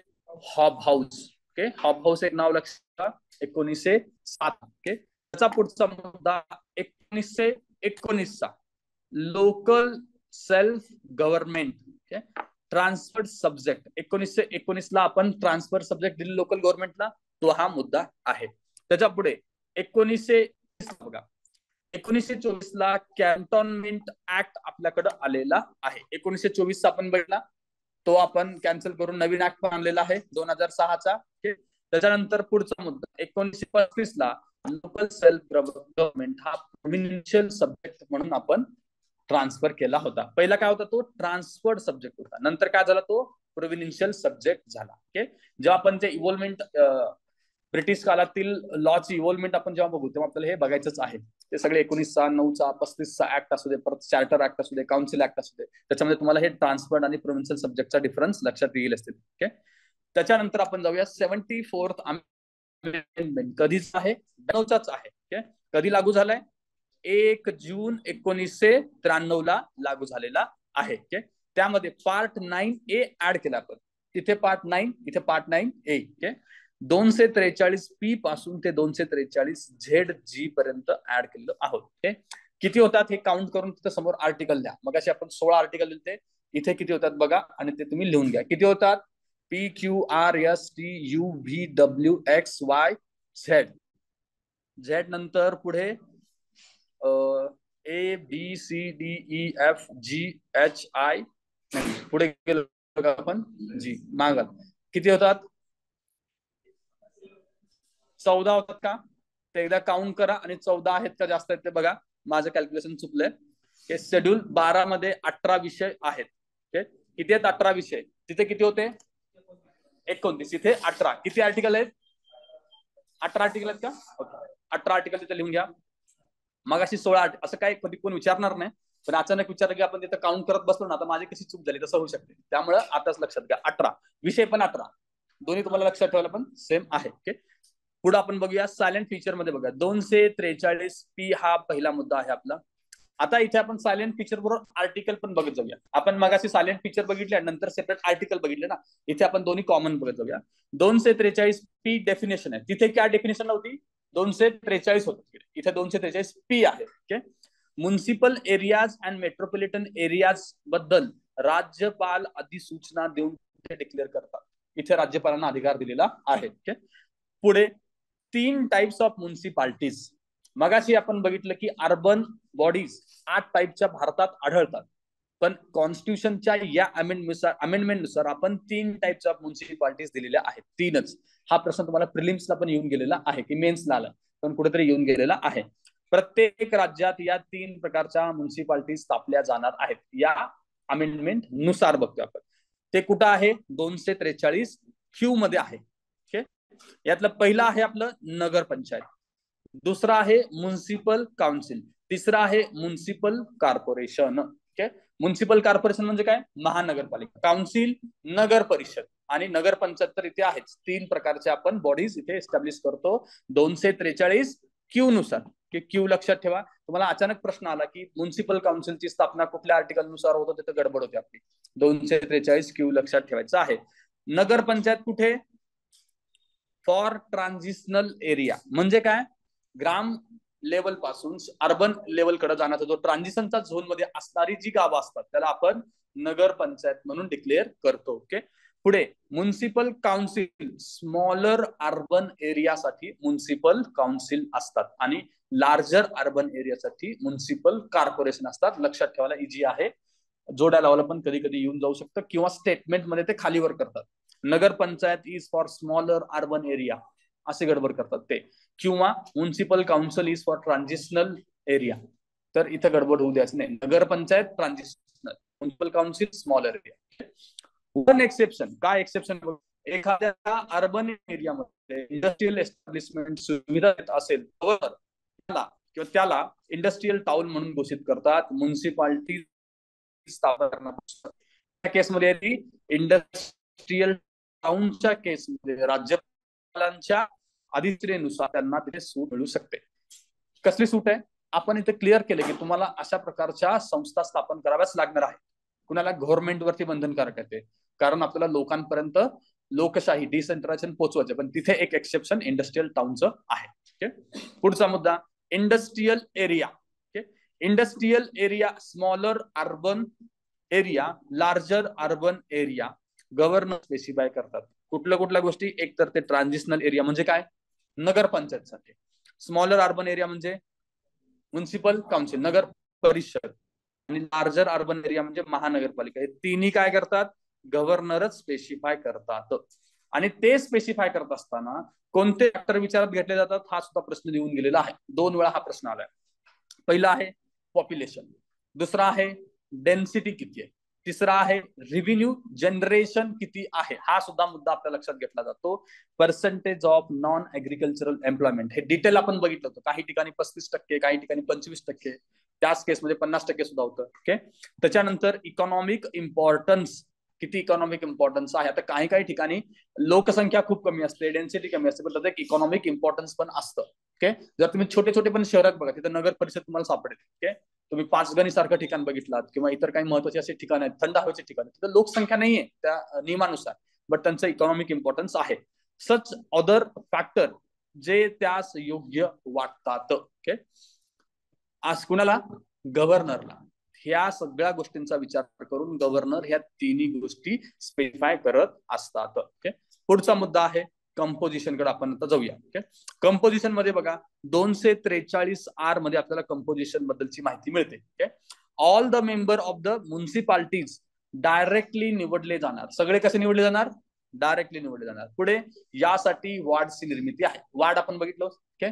वॉर्ड कमिटीज आपण त्याला म्हणतो. तर तिथून हे मेंबर निवडले जाणार आहेत. आता याच्यामध्ये सुद्धा स्टेट लेजिस्लेचरला ठरवण्यासाठी काही मुद्दे दिलेले आहेत. 243R मध्ये असं दिलेलं आहे की पहिला जो मुद्दा असणार आहे, म्युन्सिपाल्टीचा चेअरपर्सन कसा निवडला जाणार आहे. त्या चेअरपर्सनच्या निवडीची पद्धत कोण ठरवणार आहे? स्टेट लेजिस्लेचर ठरवणार आहे.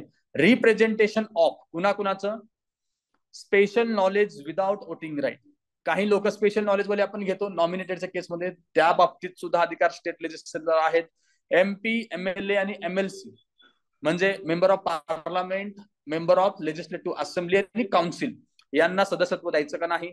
Chairperson of committee, ward committee म्हणा त्याला, कमिटी ऐवजी खाली घ्या ward committee, chairperson of ward committee, हे तिन्ही मुद्दे आणि इकडचा म्युन्सिपालिटीचा चेअरपर्सन, हे 4 मुद्दे ठरवण्याचा अधिकार स्टेट लेजिस्लेचरलाच आपण दिलेला आहे. ओके.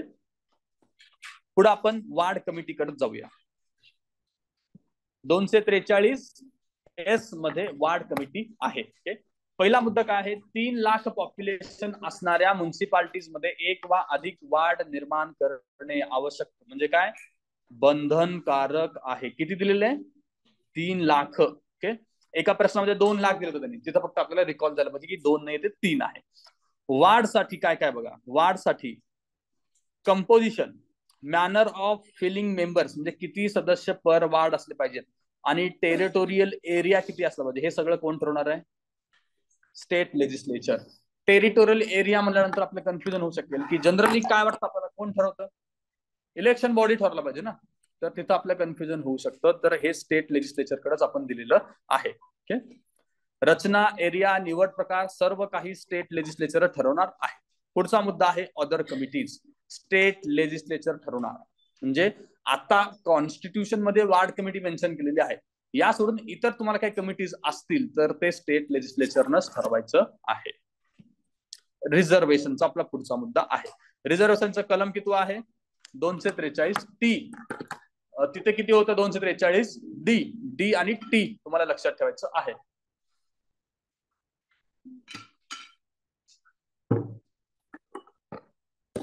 SC आणि ST चं सुरुवातीला बघू आपण.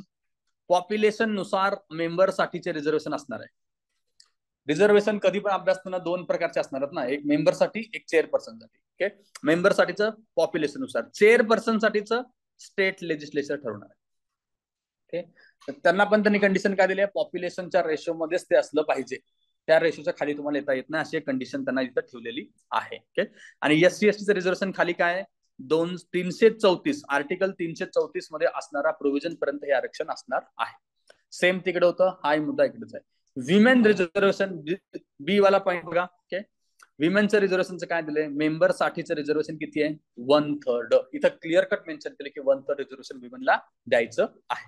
पुढचा मुद्दा, चेअरपर्सनचं रिझर्वेशन कोण ठरवणार आहे? पुन्हा स्टेट लेजिस्लेचरच ठरवणार आहे, पण त्यांना कंडिशन काय दिले? But at least 1/3. चेअरपर्सन साठी, विमेन चेअरपर्सन साठी सुद्धा 1/3 रिझर्वेशन तुम्हाला दिलंच पाहिजे. ओके. याच्याहून जास्त तुम्ही देऊ शकता, पण 1/3च्या खाली यायचं नाही. SC ST साठी पण तेच मुद्दा आपण बघितलेला होता. ओके. तिथे काय बघितलं तर आपण SC ST च्या लोकसंख्येनुसार द्यायचंय, त्याच्या खाली तुम्ही देऊ शकता. पुढचा मुद्दा आपला टर्मचा आहे. 243 मध्ये या. ओके, टर्म ग्रामीण PRI प्रमाणेच असणार आहे. ग्रामीणसाठी 5 वर्ष होता, तोच मुद्दा इथे आहे. आणि बाकीच्या काही टर्म्स आपण तिथं बघितलं होतं ना, डिझॉल्व्ह करण्यात आली तर मग 6 महिन्याच्या आत इलेक्शन घेतलं पाहिजे वगैरे, जे बाकीचे सगळ्या टर्म इथे तुम्हाला ते लागू करायचे आहेत. 243V 7वा मुद्दा डिस्क्वालिफिकेशन. डिस्क्वालिफिकेशन म्हणजे व्हाईट लक्षात ठेवू शकता तुम्ही. तुम्ही कोडिंग करताना व्हाईट हा शब्द ऐकला असेल खूप वेळा. तर व्हाईट म्हणजे काय, रिक्त किंवा डिस्क्वालिफाय. व्ही फॉर व्हाईट लक्षात ठेवा, तुम्हाला डिस्क्वालिफाय लक्षात येईल. ओके, टर्म तिकडे काय होतं, ई होतं ना. 243 ला तिकडे टर्म होती, इथं यू ला आहे. तर ई आणि यू हे स्वर आहेत ना, AEIOU, तर ते तुम्हाला लिंक होऊ शकते इथे. डिस्क्वालिफिकेशन 21 पेक्षा कमी वय. पहिलं सेम आहे तिकडे. विधानसभा आणि विधानच्या 3 केसेस दोन्ही. डिस्क्वालिफिकेशनचा निर्णय विधानसभा ठरवेल, तो अथॉरिटी, विधानसभा अथॉरिटी ठरवून देईल त्याच्याप्रमाणे डिस्क्वालिफिकेशनचा निर्णय घेतला जाणार आहे. ओके, त्याच्या पुढे आपण बघूया वाय. 243 वाय. 243 वाय बघा, फायनान्स कमिशन सेम ऍज ग्रामीण PRI. ओके, ग्रामीण PRI प्रमाणेच फायनान्स कमिशन असणार आहे. तिथे काय होतं, 243 आय होतं. आय आणि वाय दोन्हींचं प्रोनाउन्स सेम आहे. आय आणि वाय तुम्ही लक्षात ठेवू शकता. ओके, पुढचं 243 ZB आलो आपण डायरेक्टली. मधले जे आर्टिकल्स आहेत ते तुम्ही बघून घ्या, ते महत्वाचे नसल्यामुळे तिथं मेन्शन केलं नाही. ZB साठी काय आहे, application to the union territory. युनियनला लागू आहे, पण प्रेसिडेंट त्याच्यात मॉडिफिकेशन किंवा एक्सेप्शन करू शकतात. हा मुद्दा आपण बघितला. तिथे यू कुटुंबात होता, एल होता, तर इथे ZB आहे. ओके, तर पुन्हा इथं बी ला तुम्ही काय जोडू शकता का बघा. ZB ला आपलं असं कुठलं काय युनियन टेरिटरी जे बी पासून किंवा झेड पासून सुरू होते असेल तर राहू दे, नवीन नका इन्व्हेंट करू. ओके, पुढचा मुद्दा एक्झेम्प्टेड एरिया ZC कडे आपण जाऊया. 243 ZC. ओके, याच्यामध्ये शेड्यूल्ड एरिया आणि ट्रायबल एरिया यांना हा कायदा लागू करण्याचा अधिकार कोणाला आहे, पार्लमेंटलाच आहे. सेम आहे तिथं पण आपण बघितलं होतं शेड्यूल एरिया ट्रायबल एरियामध्ये. आणि दुसरं कोण आहे इथं, दार्जिलिंग गोरखा हिल काउन्सिल. तिथं 4 कॅटेगरीमध्ये होते, इथं 2च कॅटेगरीचे आहेत. Okay, schedule area, tribal area आणि दार्जिलिंग गोरखा हिल काउन्सिल. आणि मग दार्जिलिंग एरिया हिल काउन्सिलच्या बाबतीमध्ये लागू करायचं का नाही, हे कुणाला अधिकार असला पाहिजे, विधानसभेला असला पाहिजे ना. आपण तिथं 4 केसमध्ये शेड्यूल एरिया ट्रायबल एरिया पार्लमेंटला बघितलं, बाकीच्या 3 केसमध्ये कुणाला लागू होतं, विधानसभेला. तर इथे by default Darjeeling Gorkha hill काउन्सिलच्या बाबतीत विधानसभेला अधिकार असला पाहिजे. इथे 2 आहेत एक्झेम्प्टेड एरिया, तिथे 4 आहेत, ते लक्षात ठेवा. पुढे आपण जाऊया district planning committee. 243 ZD. ZD लक्षात ठेवा. चुकून गडबडीत काय होतं, 73व्या अमेंडमेंट नुसार डिस्ट्रिक्ट प्लॅनिंग कमिटी स्थापन करण्यात आली आहे असं म्हणलं तर आपण त्याला बरोबर म्हणतो, तिथे गडबड होते. तर ही 74 नुसार आहे, 73 नाही, 74 अमेंडमेंट नुसार आहे. 243 ZD. डिस्ट्रिक्ट मधील सर्व पंचायत आणि म्युन्सिपाल्टी साठीचा कन्सॉलिडेटेड प्लॅन बनवणार आहे. सगळे पंचायत आणि म्युन्सिपाल्टीजला एकत्रित करून त्यांच्यासाठी एक प्लॅन बनवणं हे यांचा मुख्य उद्देश आहे. ओके, ऍक्ट आणि कॉन्स्टिट्यूशन ऑफ इंडिया नुसार बंधनकारक आहे डिस्ट्रिक्ट प्लॅनिंग स्थापन करणं. हे ऍक्ट म्हणण्यापेक्षा कॉन्स्टिट्यूशनच म्हणा, कॉन्स्टिट्यूशन ऑफ इंडिया नुसार, कारण त्याला सेपरेट आर्टिकलच आपण दिलेलं आहे. Okay, composition, manner of election, function etcetera कोण ठरवणार पुन्हा, याचं डिटेल आपण बघितलंय. डिस्ट्रिक्ट प्लॅनिंग कमिटी बघितली, टाउन प्लॅनिंग कमिटी सुद्धा बघितलेली आहे. ओके, दोघांचे नंबर किती असतात, नंबर ऑफ मेंबर्स, अध्यक्ष कोण आहेत, त्या सगळ्या गोष्टी लक्षात ठेवायला पाहिजे. पुढचा मुद्दा बघा, ही एक कंडिशन आपण बघितली होती. 4/5 मेंबर हे डिस्ट्रिक्ट मधील किंवा डिस्ट्रिक्ट लेवलच्या ZP पंचायत व म्युन्सिपाल्टीच्या इलेक्टेड मेंबर मधून ते स्वतः निवडले जाणार आहेत. डिस्ट्रिक्ट लेवलची पंचायत म्हणजे कोण, ZPतून आणि म्युन्सिपाल्टीच्या इलेक्टेड मेंबर्स मधून तुम्हाला 4/5 सदस्य घ्यायचे आहेत. ओके, बाकीचे स्टेट लेजिस्लेचर ठरवेल. पुढचा, पंचायत राज आणि म्युन्सिपाल्टीज मधली विभागणी पॉप्युलेशन नुसार केली जाणार आहे. ओके, हे मुद्दा आपण इथं बघितले बघा. कुठून सदस्य असणार आहेत, 4/5. पहिला आहे ZP, दुसरा आहे नगर परिषद, तिसरा आहे नगरपंचायत मधून जाणार आहे. म्हणजे का कोण कोण राहिलं? पंचायत समिती, ग्रामपंचायत आणि महानगरपालिका नाही. ओके, पुढे जातोय आपण ZE कडं. 243 ZE. 243 ZE काय आहे? Metropolitan planning committee. Okay, every metropolitan area should have this committee. प्रत्येक मेट्रोपॉलिटन एरियाला अशी कमिटी असायला हवं असं कॉन्स्टिट्यूशन त्यांना बंधनकारक करतं. ओके, कॉम्पोजिशन मध्ये, फंक्शन मध्ये आणि इलेक्शनच्या बाबतीतली गोष्टी कोण ठरवणार आहे? पुन्हा इथे स्टेट लेजिस्लेचरच ठरवणार आहे. पण याच्यातली कंडिशन जसं वरती 4/5 होती तशी इथे 2/3 आहे. याच्यामध्ये 2/3 मेंबर हे एक तर इलेक्टेड मेंबर ऑफ म्युन्सिपाल्टीज असणार आहेत, प्लस चेअरपर्सन ऑफ पंचायत असणार आहेत. इथे इतकंच मेन्शन केलेलं आहे. कुठल्या लेवलची पंचायत असं त्यांनी मेन्शन केलेलं नाही. वरती डिस्ट्रिक्ट लेवलची पंचायत त्यांनी मेन्शन केलेलं होतं. ओके, मधून ते स्वतः इलेक्ट करणार आहेत. यांच्यामधूनच ते स्वतः इलेक्ट करून हे 2/3 मेंबर येणार आहेत. म्युन्सिपाल्टीज आणि पंचायत मध्ये पुन्हा पॉप्युलेशन नुसार डिवाइड केले जाणार आहेत. इलेक्टेड मेंबर ऑफ नगरपंचायत आणि नगर परिषद. ओके, इथं महानगरपालिका येत नाही. म्युन्सिपाल्टीज म्हणलं आपण, म्युन्सिपल कॉर्पोरेशन हा शब्द घेतला नाही. खाली chairperson of panchayat, any panchayat, gram panchayat, panchayat samiti, zilla parishad within the metropolitan area. त्या मेट्रोपॉलिटन एरियामध्ये येणारे सगळे जी गावं, पंचायत समिती, झेडपी यांचे चेअरपर्सन फक्त येतात.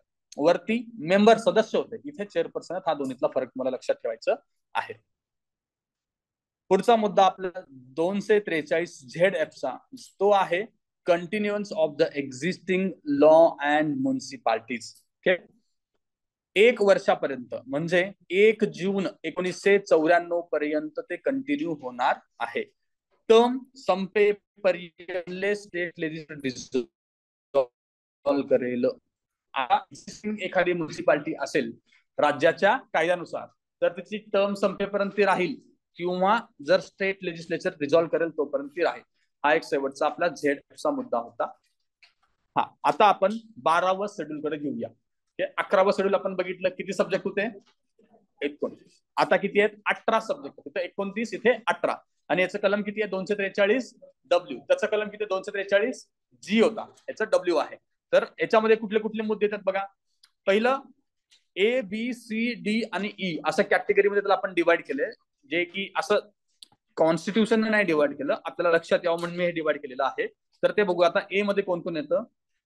Urban planning and town planning, हा पहिला मुद्दा. Land use construction regulation, road and bridge, urban forest आणि हा फायर स्पेस इथं आहे, तिथे वरती मोस्ट ऑफ ठिकाणी एक तर अर्बन नाव आहे किंवा असे काही शब्द आहेत की ते अर्बन मध्ये जास्त लक्षात येतीलच. पुढे आपण बघूया वॉटर सप्लाय. हा मुद्दा तिकडे पण होता, पण सिंचन तिकडं नव्हतं. पुढे पब्लिक हेल्थ. इथे पब्लिक हेल्थ सॅनिटेशन असा मुद्दा होता. ओके, तिकडे पब्लिक हेल्थ नव्हता. पब्लिक हेल्थ, सॅनिटेशन आणि सॉलिड वेस्ट मॅनेजमेंट आहे. ओके, स्लम आहे. पॉवर्टी एलिव्हेशन आहे. पॉवर्टी एलिव्हेशन दोन्हीकडे आहे, पण स्लम तिकडे नव्हती, इकडे आहे. ओके, मुद्दा बघा. पार्क, गार्डन, प्ले ग्राउंड हे कुठं असणार आहेत? शहरातच असणार आहे. स्ट्रीट लाइटिंग लॉट सगळे शहरामध्ये असणार आहेत. ब्युरियल्स, इलेक्ट्रिक क्रेमॅटोरियम म्हणजे ते इलेक्ट्रिक जे असतात ना, ते दहन करण्यासाठीचे. ओके, त्या गोष्टी. Cattle pond. आता हे गडबड करेल तुम्हाला वाटेल की गायीसाठी इथं कशाला काय पॉन्ड असायला पाहिजे? ते असायला पाहिजे ग्रामीण मध्ये, पण कॅटल पॉन्ड इथं शहरांमध्ये सुद्धा आहे. पांजरपोळचं ठिकाण तुम्ही ऐकलं असेल, खूप साऱ्या शहरामध्ये असतं बघा पांजरपोळ, म्हणजे ते cattle pond. Regulation of slaughter house.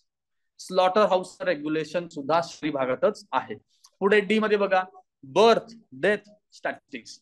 आता ग्रामीण भागात लागत नाही का? तो मुद्दा तिकडे नव्हता, तो मुद्दा इकडेच दिलेला आहे, birth death and सॅनिटेशनचा.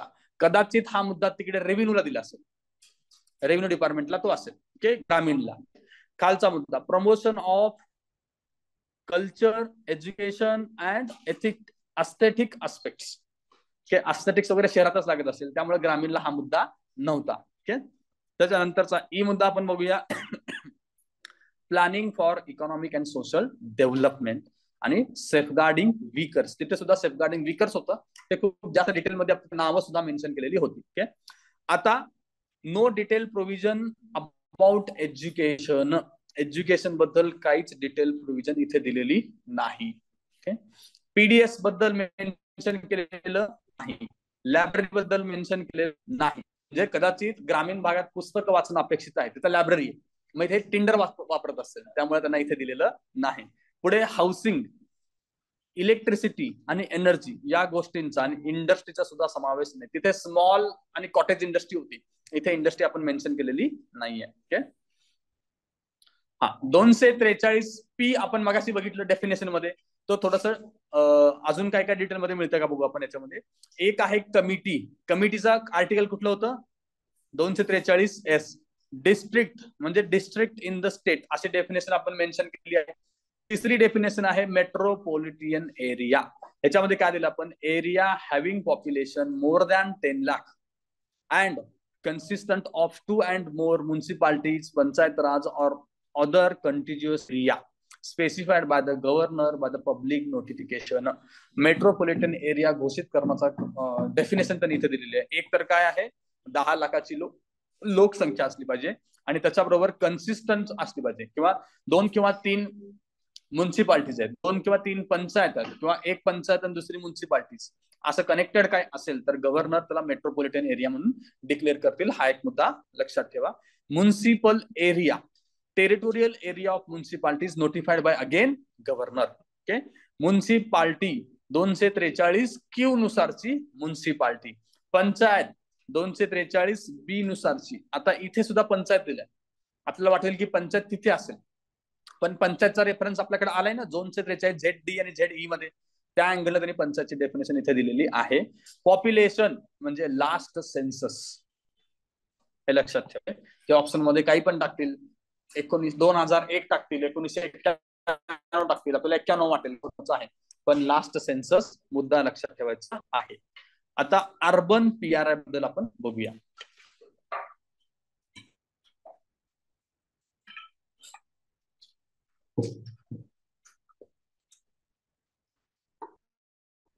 Corporate, okay, महानगरपालिका आणि म्युन्सिपाल्टीज, नगर परिषद आणि नगर पंचायत. ओके. आता म्युन्सिपल कॉर्पोरेशन बद्दलचा पहिला मुद्दा काय आहे? For big cities. ओके. आणि म्युन्सिपाल्टीज कशासाठी आहे? For smaller cities and town. आणि ट्रान्झिशन साठी काय होती? आपली नगर पंचायत होती. ओके. आता याच्यामध्ये बघा, म्युन्सिपल कॉर्पोरेशन मध्ये 3 अथॉरिटी मांडल्या आहेत. एक आहे द काउन्सिल, दुसरी आहे स्टँडिंग कमिटी म्हणजे स्थायी समिती, आणि तिसरा आहे कमिशनर. याचा अर्थ इथे मेयरला रोल दिलेला नाही. तुम्हाला अथॉरिटी खालीलपैकी कुठल्या 3 अथॉरिटी आहेत तर आपण इथं कमिशनरला एक्सक्लूड करू, मेयरला घेऊ ना, जर आपल्या अभ्यासानुसार आपल्याला असं वाटतं. पण इथे commissioner headed by the mayor. Mayor कुठे येते? काउन्सिल मध्येच मेयर येत असं नाही. ऑर्नामेंटल फिगर आहे. मेयर खरीच ऑर्नामेंटल फिगर असते. खरी पावर कुठे असते? इथे स्टँडिंग कमिटीच्या हातात असते. पुढे स्टँडिंग कमिटी, स्टँडिंग कमिटीची महत्वाची कमिटी असते. Commissioner generally IS appointed by state government, chief executive officer असतो. ओके. या सगळ्या ऑफिसर्स मध्ये जर आपण कंपॅरिझन केलं, लोकल गव्हर्नमेंट मधले जे सगळे ऑफिसर असतात, ओके, आपण CEO बघितलो, BDO बघितलो, किंवा ठिकाणचे CEO पॉवर असतो हा कमिशनर. कमिशनरला आणि इतर ग्रामीण भागात काय की त्या लोकल लेवलची जी बॉडी असते, लोकांनी निवडून दिली, त्यांना खूप अधिकार आहेत. तुम्ही जर BDO पोस्ट बघितला तर त्याला कम्पॅरेटिव्हली खूप कमी पॉवर्स आहेत. त्याला जी त्यांची पंचायत समिती डिसिजन घेते त्याचं इम्प्लिमेंटेशन करणं एक काम असतं. बट कम्पॅरेटिव्हली तुम्ही जर हा कमिशनर बघितला तर त्याला खूप जास्त पॉवर आहे. ओके. अति पॉवर्स आहेत. आणि तुम्हाला ह्याच्यावरून पण कळतं 5/8 होतं ना याला, जर बोलवायचं असेल तर 5/8 दिलेलं होतं. ओके. इतर ठिकाणी 2/3 होतं. त्यामुळे ह्याची पॉवर खूप जास्त आहे. कारणच आहे की त्यांच्या काय असेल पाहिजे, हे कोण अपॉइंट करतं? State government. मग स्टेट गव्हर्नमेंटचा एक प्रकारे कंट्रोल येतो त्या बॉडीवरती, त्यामुळे असं ठेवलेलं आहे. Okay.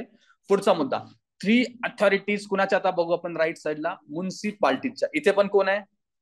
Council, standing committee, chief executive officer म्हणजे CO. ओके. आपल्याकडे बघा CEO नावाची क्लास 1 ची पोस्ट पण आहे. ओके. खूप बेस्ट पोस्ट आहे. म्हणजे आता आपल्याकडे जरा जास्त क्रेज असतं डीसीचं. मला कदाचित वाटतं की पुढे 2-3 वर्षानंतर सीओ लोक प्रेफर करतील डीसी पेक्षा. ओके. इश्यू त्याचा असा आहे की तुम्हाला डेप्युटी कलेक्टर आहे, पॉवरफुल आहेत, काही विषय नाही, त्याला खूप चांगले पॉवर आहेत. पण तुम्ही कधी एसडीएम म्हणून असाल तर ती पॉवरफुल आहे. आणि एसडीएम तुम्हाला काही पूर्ण लाईफ टाईम मिळत नाही. 2 किंवा 3 टर्म तुम्हाला एसडीएम चे मिळतात. ओके. आपण एसडीओ म्हणतो किंवा त्याला एसडीएम म्हणतो, तेव्हा तो पॉवरफुल असतो. अदरवाईज डेप्युटी कलेक्टर वेगवेगळ्या ठिकाणी काम करतो. तर तो कधी जमीन हस्तांतरण, कमी जमीन अधिग्रहण असो किंवा पीडीएस सिस्टीम असो, असं वेगवेगळ्या ठिकाणी तो काम करत असतो. तो एसडीएम असेल तरच तो पॉवरफुल आहे. ओके. त्याच्या ऐवजी त्याच्या पॅरल मध्ये जर तुम्ही सीओ बघितला तर सीओ डेव्हलपमेंट कॅडर आहे. आणि आता सध्या आपल्याकडे अर्बनायझेशन खूप जोरात आहे, त्यामुळे त्याला खूप चांगले पॉवर्स आणि खूप संधी आहेत. म्हणजे एक सीओ त्याच्या नगरपालिका किंवा नगर परिषद म्हणा, त्या नगर परिषदचा बॉस असतो. ऑलमोस्ट सगळ्या गोष्टी त्याच्याकडे आहेत. जे पाहिजे तो डेव्हलप करू शकतो. त्याच्या त्या शहरातलं एज्युकेशन, त्या शहरातलं हेल्थ म्हणा, रस्ते म्हणा, म्हणा, काही घेतो. पुण्यामध्ये हा सीओ जेव्हा शहरामध्ये येतो, म्हणजे मोठ्या महानगरपालिकांमध्ये, तो एकतर असिस्टंट कमिशनर किंवा डेप्युटी कमिशनर म्हणून येतो. ओके. तर मग आता 4 पुण्यामध्ये बोलले तर 4 ते 6 डेप्युटी कमिशनर आहेत. इव्हन सीओ क्लास 2 सुद्धा असिस्टंट कमिशनर मधून सुद्धा येतं. ओके. माझे एक फ्रेंड आहे कात्रजला. कात्रजला ती सीओ क्लास 2 आहे, ती असिस्टंट कमिशनर म्हणून आलेली आहे. सुरेखा बनगे त्यांचं. ओके. काही ठिकाणीच आपल्याकडं ना ती जुनी व्हॅन त्याला अम्बेसेडर. ओके. ते तिला मिळाली, तिचं सगळ्यात कौतुक तिला, मला अम्बेसेडर आहे. काही ठिकाणीच मिळतं ते. तर तो भाग वेगळा, पण तिला पूर्ण कात्रज एरिया तिच्या अंतर्गत आहे. तुम्ही तिथं डेव्हलपमेंट खूप चांगल्या पद्धतीनं करू शकता. ओके. हा डीवायएसपी काम कायम एक्झिक्युटिव्ह असतो का? मोस्ट ऑफ टाइम तो एक्झिक्युटिव्ह असतो. डीवायएसपी एक्झिक्युटिव्ह खरं तर एसीपी म्हणून असेल तर त्याला जास्त एक्झिक्युटिव्हचे पॉवर आहेत. डीवायएसपी आणि एसीपी तुम्हाला माहिती आहे ना. एसीपी ला ते एक्झिक्युटिव्ह पॉवर्स इथे आहेत, ज्युडिशियल एक्झिक्युटिव्ह पॉवर. एसीपी म्हणून डीवायएसपी ला कमी असतात. ओके. आता जर असं काही वेगळे डिपार्टमेंट आहे, ट्रॅफिक डिपार्टमेंट आहे किंवा रिसर्च डिपार्टमेंट आहे किंवा इतर अनेक वेगवेगळे डिपार्टमेंट आहेत, त्या ठिकाणी मात्र थोडंसं डीवायएसपी ला कमी रोल आहे. हे सगळ्या ठिकाणीच आहे. तुम्ही कुठेही जावा, तुम्हाला रोल चेंज होणारच आहेत. कधी तुम्हाला चांगला फ्रंटला रोल मिळतो, कधी बॅकग्राऊंडला रोल मिळतो. आपला मुद्दा होता कंपॅरिझन करायचं होतं डीसी आणि सीओचं. तर सीओ खूप चांगली पोस्ट आहे इथं. सीओ साहेब दिसून आपण विचार करू. तुम्ही सातारा बघितला तर तिथे महानगरपालिका नाही, तिथे सीओ क्लास 1 बसतो. ऑफकोर्स तो कोणी नाही बसत, तो खूप मोठा पोस्टला बसणार आहे. बट विचार करा ना, अख्खा सातारा त्याच्या अंतर्गत आहे. त्याने जर 3 वर्ष मिळाले तर खूप मोठा चेंजेस करू शकतो. ओके. पुढे द काउन्सिल बघूया आपण. काउन्सिल हेडेड बाय प्रेसिडेंट किंवा चेअरपर्सन असतो. ओके. या बाजूला कोण बघितला आपण? मेयर बघितला. इथे कोण आहे? प्रेसिडेंट किंवा त्याला आपण चेअरपर्सन म्हणतो, अध्यक्ष म्हणतो ना आपण त्याला. Okay. Unlike mayor has a significant role enjoy executive power. मेयरला काय बघितलं आपण? ऑर्नामेंटल फिगर बघितलं आपण. पण इथला जो अध्यक्ष असतो, प्रेसिडेंट असतो, त्याला मेयर पेक्षा चांगली पॉवर आहे. तो इथे डिसिजन घेऊ शकतो. ओके. म्हणूनच बनलो. मग इथं सीओचे पॉवर कमी झाले, तिथं मेयरचे पॉवर कमी आहेत, म्हणून कमिशनरचे पॉवर जास्त. ओके. चीफ ऑफिसर बघा, day to days general admission बघणं हे त्याचं महत्वाचं काम आहे. Okay. Day to days general administration असं लिहिलं आपण. आणि कमिशनरच्या खाली काय लिहिलं आपण? चीफ एक्झिक्युटिव्ह अथॉरिटी लिहिलं. ओके. हे दोन्हीतला फरक तुमच्या इथे लक्षात येईल. Okay. Not an executive authority like a commissioner, हा खालचा एक मुद्दा लक्षात घ्या तुम्ही. ओके. पुढे आपण जाऊया कॅन्टोन्मेंट बोर्ड कडे. हे डिटेलमध्ये आपण बघितलं तरी सुद्धा थोडंफार बघूया. Created and administrated by central government. कधी कधी होम मिनिस्ट्री टाकतात, पण सेंट्रल गव्हर्नमेंट असलं पाहिजे. द कॅन्टोन्मेंट ऍक्ट कधीचा आहे? 2006चा. आधीचा 19 तो आपण रद्द करून हा 2006चा आणला. पुढे work under the defence ministry. Defence मिनिस्ट्रीच्या अंतर्गत ते काम करतात. बट ऍडमिनिस्ट्रेशन आणि क्रिएटेड कोणाबरोबर आहे? सेंट्रल गव्हर्नमेंटच आहे. आता किती कॅटेगरी आहेत? 1, 2, 3 आणि 4. नगर परिषद किती होत्या? 3. A B C. महानगरपालिका A B C D E होतं का? डी पर्यंतच होत्या, ते 4 होत्या. ओके. आता पॉप्युलेशन बघायच्या मध्ये 2000 खालून वर जाऊया. 2500 पर्यंत 34, 2500 ते 10,000 3, 10,000 ते 50,000 2 आणि 50,000च्या वरती 1. हे कॅटेगरायझेशन आणि पॉप्युलेशन पण तुम्हाला लक्षात असलं पाहिजे. आता बघा त्याचे थोडक्यात जर माहिती घ्यायची तर त्याच्यामध्ये पार्टली नॉमिनेटेड बॉडी आणि पार्टली इलेक्टेड बॉडी, दोन्ही प्रकारचे लोक त्याच्यात असणार आहेत. किती लोक असणार आहेत हे डिटेल मध्ये आपण बघितलेलं आहे. त्याच्यामध्ये बघा आर्मी ऑफिसर नॉमिनेटेड मध्ये आर्मी ऑफिसर त्या स्टेशनवर असेपर्यंत त्याची टर्म तिथे असते नॉमिनेशनच्या कॅटेगरीमध्ये. ओके. स्टेशनचा आर्मी हेड एक्स ऑफिको प्रेसिडेंट असतो. त्याचा प्रेसिडेंट कोण असतो? आर्मीचा नॉमिनेटेड वाला असतो, इलेक्टेड नसतो. ओके. पार्टली इलेक्टेडच्या कॅटेगरीमध्ये बघा 5 वर्षाची टर्म आहे. व्हीपी इलेक्टेड इलेक्ट करतात व्हीपीला, व्हाईस प्रेसिडेंटला जे इलेक्टेड असणार आहेत ते त्याला इलेक्ट करणार आहेत. म्हणजे काय झालं, प्रेसिडेंट कोण असतो? नॉमिनेटेड. व्हाईस प्रेसिडेंट कोण आहे? इलेक्टेड असतो. ओके. तर कॅटेगरी 1 बद्दल थोडंसं डिटेलमध्ये आपण बघूया. कॅटेगरी 1 प्रकारची military officer commanding the station. पहिला व्यक्ती असणार, जो चीफ असेल, मेंबर मध्ये पण असेल आणि तो अध्यक्ष पण असेल. एक्झिक्युटिव्ह इंजिनियर असणार आहे, हेल्थ ऑफिसर असणार आहे, 3 army officer nominated by commanding officer. किती? 3 आहेत. Okay. First class magistrate, district magistrate nominate करतो असा first class magistrate. Okay. 8 elected members chief executive officer India appoint करतात. लक्षात ठेवा, याचा जो चीफ एक्झिक्युटिव्ह ऑफिसर असतो तो प्रेसिडेंट ऑफ इंडिया कडून नॉमिनेटेड असतो.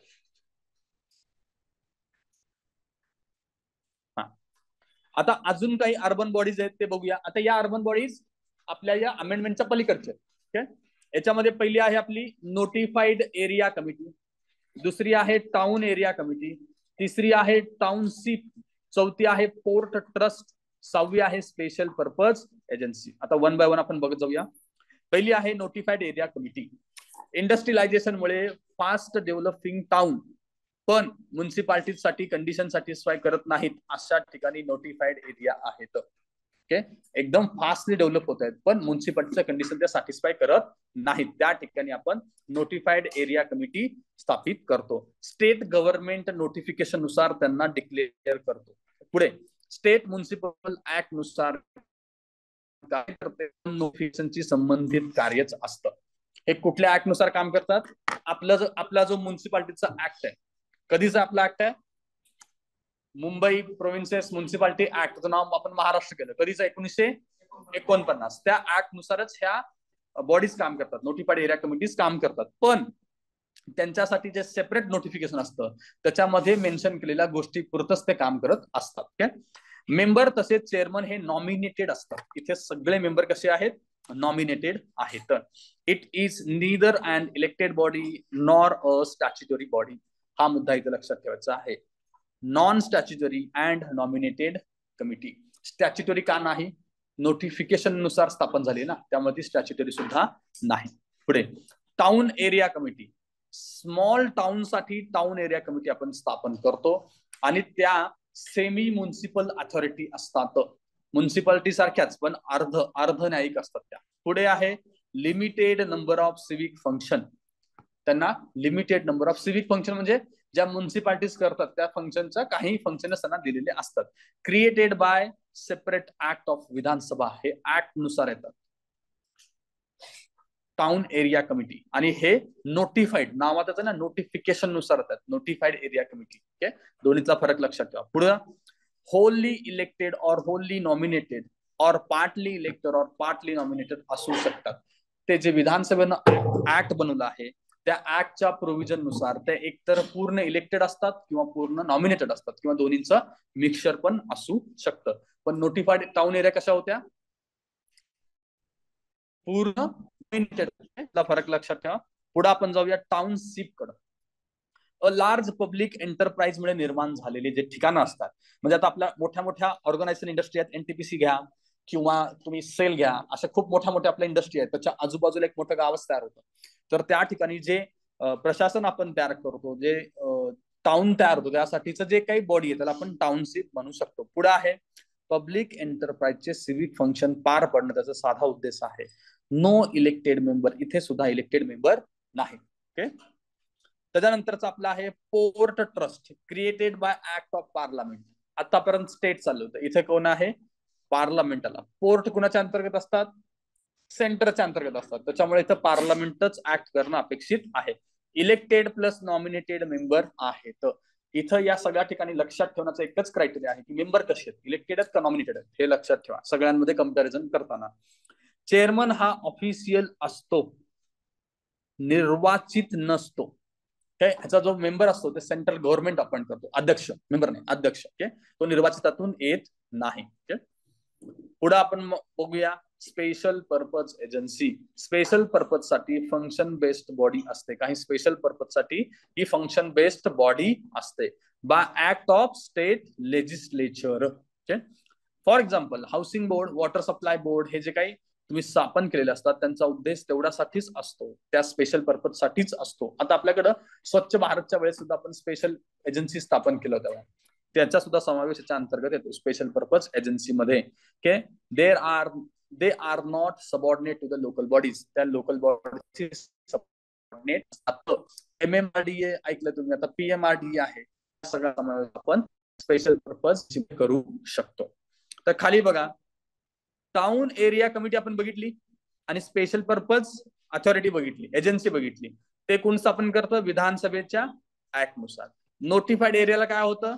गव्हर्नमेंटचं नोटिफिकेशन. पोर्ट ट्रस्टला काय होतं? संसदचा ऍक्ट. हा एक मुद्दा. आणि दुसरा मुद्दा आपला काय होता? कुठे नॉमिनेटेड आहेत आणि कुठे इलेक्टेड आहेत, तो एक मुद्दा तुम्हाला लक्षात ठेवायचा आहे. ओके, एपी जैन समिती एक लक्षात ठेवा तुम्ही, खाली इथे दिलेली एपी जैन समिती 1963 ते 66च्या काळात ग्रामीण शहरी सहसंबंध समिती असं त्याचं नाव होतं. एपी जैन टाउन एरिया कमिटीला पंचायत राज संस्थेमध्ये विलीन करा असं त्यांचं सजेशन एपी जैन यांचं होतं. ओके,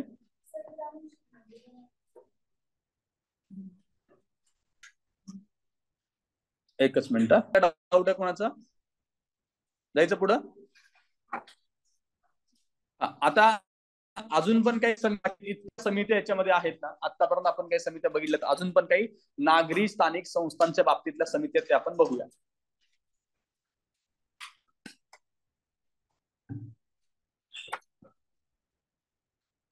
पहिला मुद्दा बघा की local finance committee, PK Wattal. अध्यक्ष कोण आहेत? PK Wattal. Taxation enquiry committee, John Mathai, त्यावेळेचे अर्थमंत्री असतील कदाचित. Training of municipal employees, Nooruddin Ahmed. Okay, rural urban relation, AP Jain. Augmentation of financial resources of urban local body, Rafiq Zakaria. Budgetary reform in the municipal administration, Girijapati Mukherjee. Okay, constitution power function urban local body, KN Sahay. Okay, national commission for urbanisation, CM Correa. Korea तर माहिती असतील, कोरियनचं नाव ऐकलं ना तुम्ही? Charles Korea. हे जे आपले Charles Korea आहेत, अर्बनायझेशन लक्षात. त्यांनी कुठली सिटी उभा केली आपल्याकडं? आठवत आहे तुम्हाला कुठली सिटी उभा केली? चंदीगडचं प्लॅनिंग यांनी केलेलं आहे, चार्ल्स कोरिया. ओके, पुढे इन्स्टिट्यूट्स बघा. आता अर्बन आणि लोकल गव्हर्नमेंटच्या संबंधित institute, all India institute of local self government कुठे आहे? Mumbai, 1927. Okay, centre for urban and environmental studies कुठे आहे? New Delhi, 1967. Regional centre for urban and environmental studies, regional centres आहेत ना, तर ते अनेक ठिकाणी असणार. कलकत्ता, लखनौ, हैदराबाद आणि Mumbai. Okay, national institute for urban affair 1976 ची स्थापना आहे. कुठे आहे माहिती नाही. ह्युमन सेटलमेंट मॅनेजमेंट इन्स्टिट्यूशन 1985 त्याची स्थापना आहे. ठीक आहे, हे पूर्ण आपण लक्ष्मीकांत मधले पॉइंट्स आता बघितलेले आहेत. आपण आता एक छोटा ब्रेक घेऊ, त्याच्यानंतर प्रिव्हियस इयर क्वेश्चन अनालिसिसला आपण सुरुवात